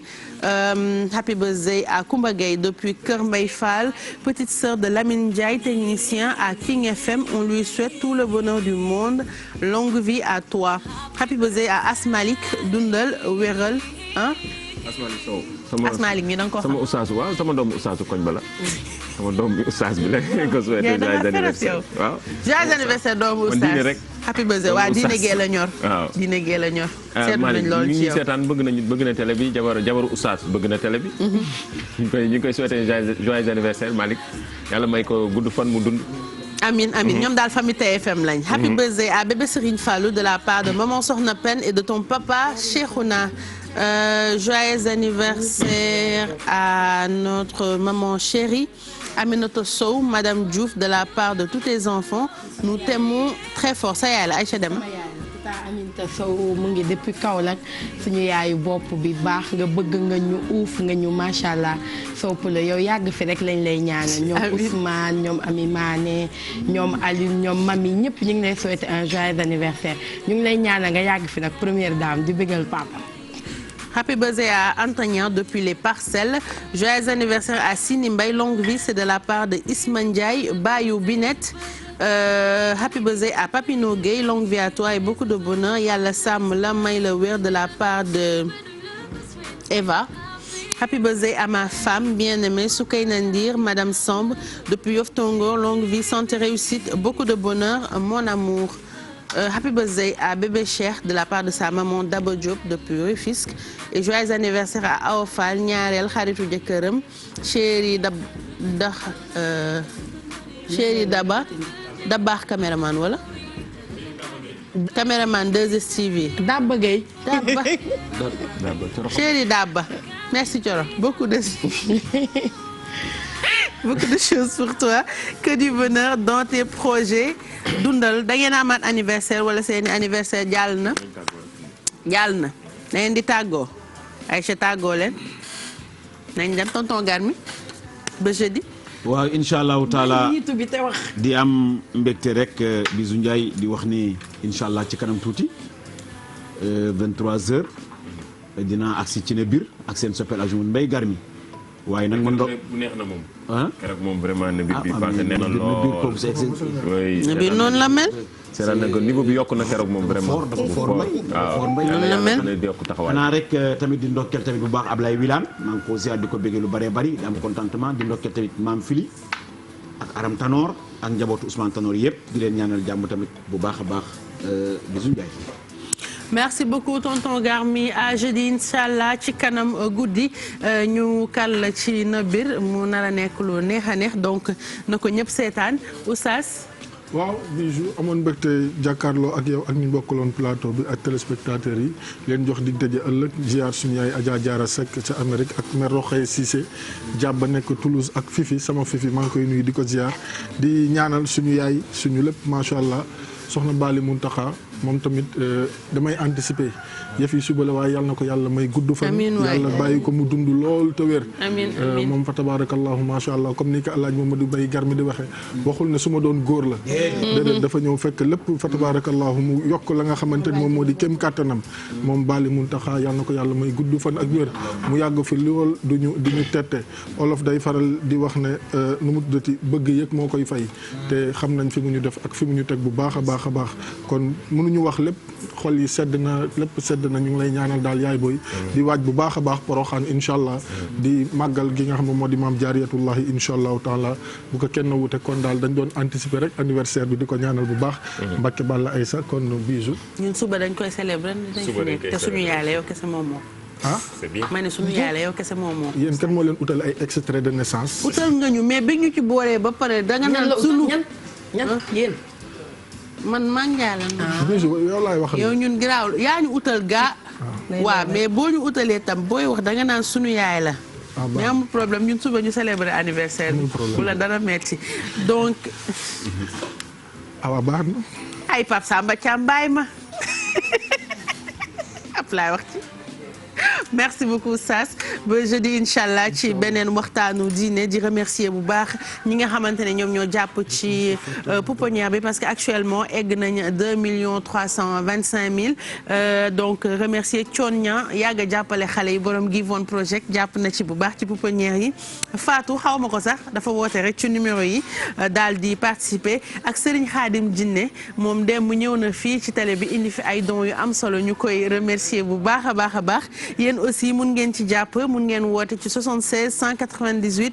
68 10 wala ngeen woote ci 78 196 34 34 di leen remercier d'avance ci ni ngeen ñuy dimbalee ñu mun a jàppale xale yi nekk ci pouponnière yi Mamadou Ndiaye. waaw jërëjëf rendez-vous semaine prochaine incha allah di remercier Univers Broderie tey univers broderie la Parcelles Assainies unité 17 numéro téléphone 77 231 96 99 77 231 96 99 xale bu am jom la di góorgóorlu ci